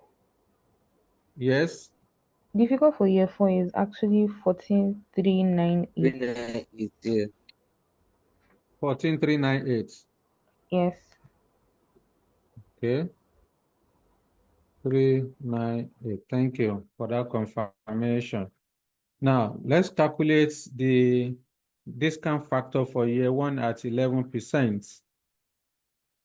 So 1.11 raised to power 1 minus equal 0.901. 0.901. Year 2, 1.11 raised to power 2 minus equal 0.812. Year 3, 1.11 731. raised to power 3 minus 0.731. 0.731. Then year 4 is what? 659. 659. Then year 5.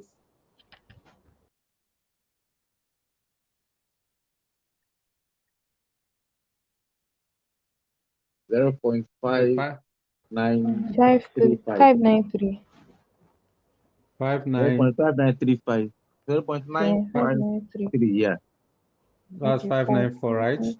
Ah, okay, yes. Yes, 594. So let's get the present value. Give me the present value. Here is 140,000. So give me year by year.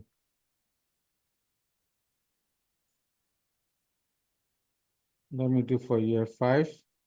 Multiply by 0.594 equal 7159. There is 7159. Yes.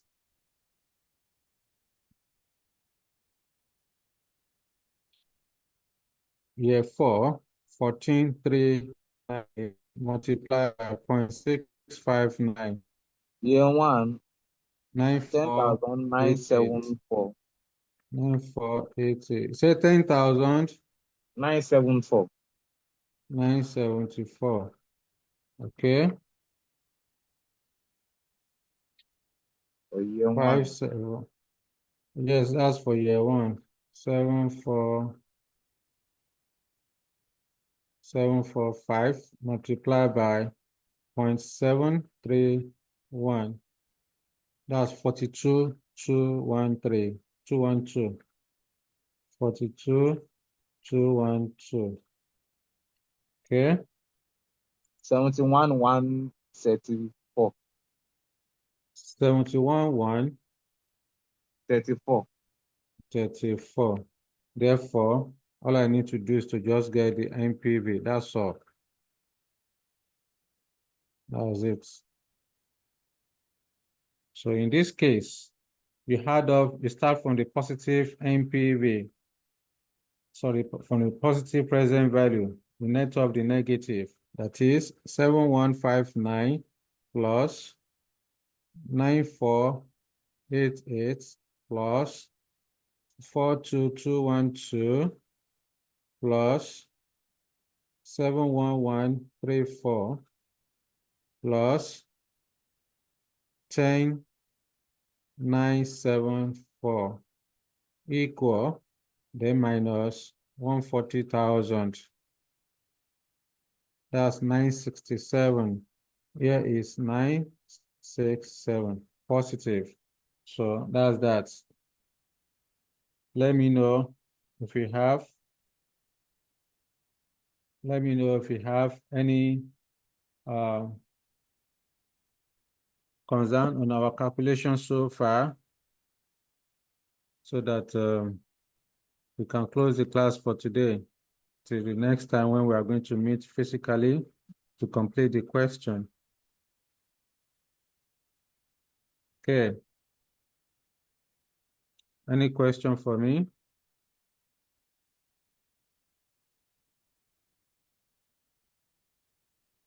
Based on our calculation, do you have any concern?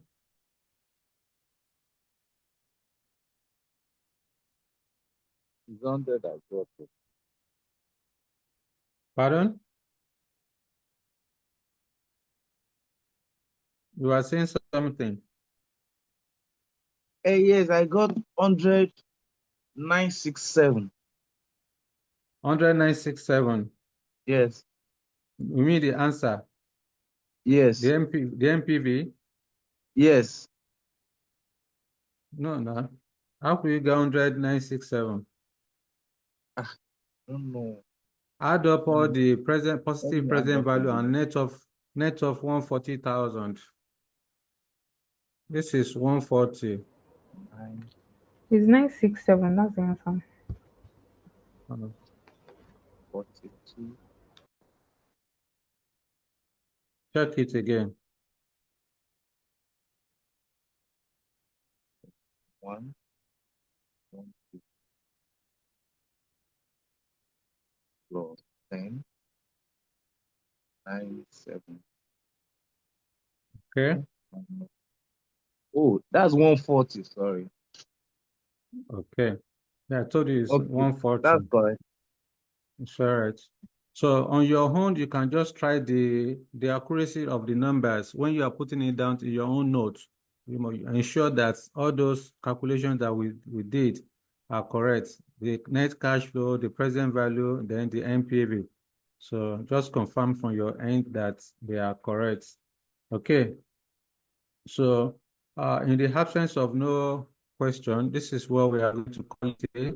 Thank you for your patience and understanding. We are going to meet in our next class physically when we shall be completing the question. Then we'll move on from there. Thank you, guys. I will see you next time by the grace of God. Good night. Good night. Thank you, sir. Thank you, sir. Good You're night, sir. welcome. All right, Olabi, take care. Mhm.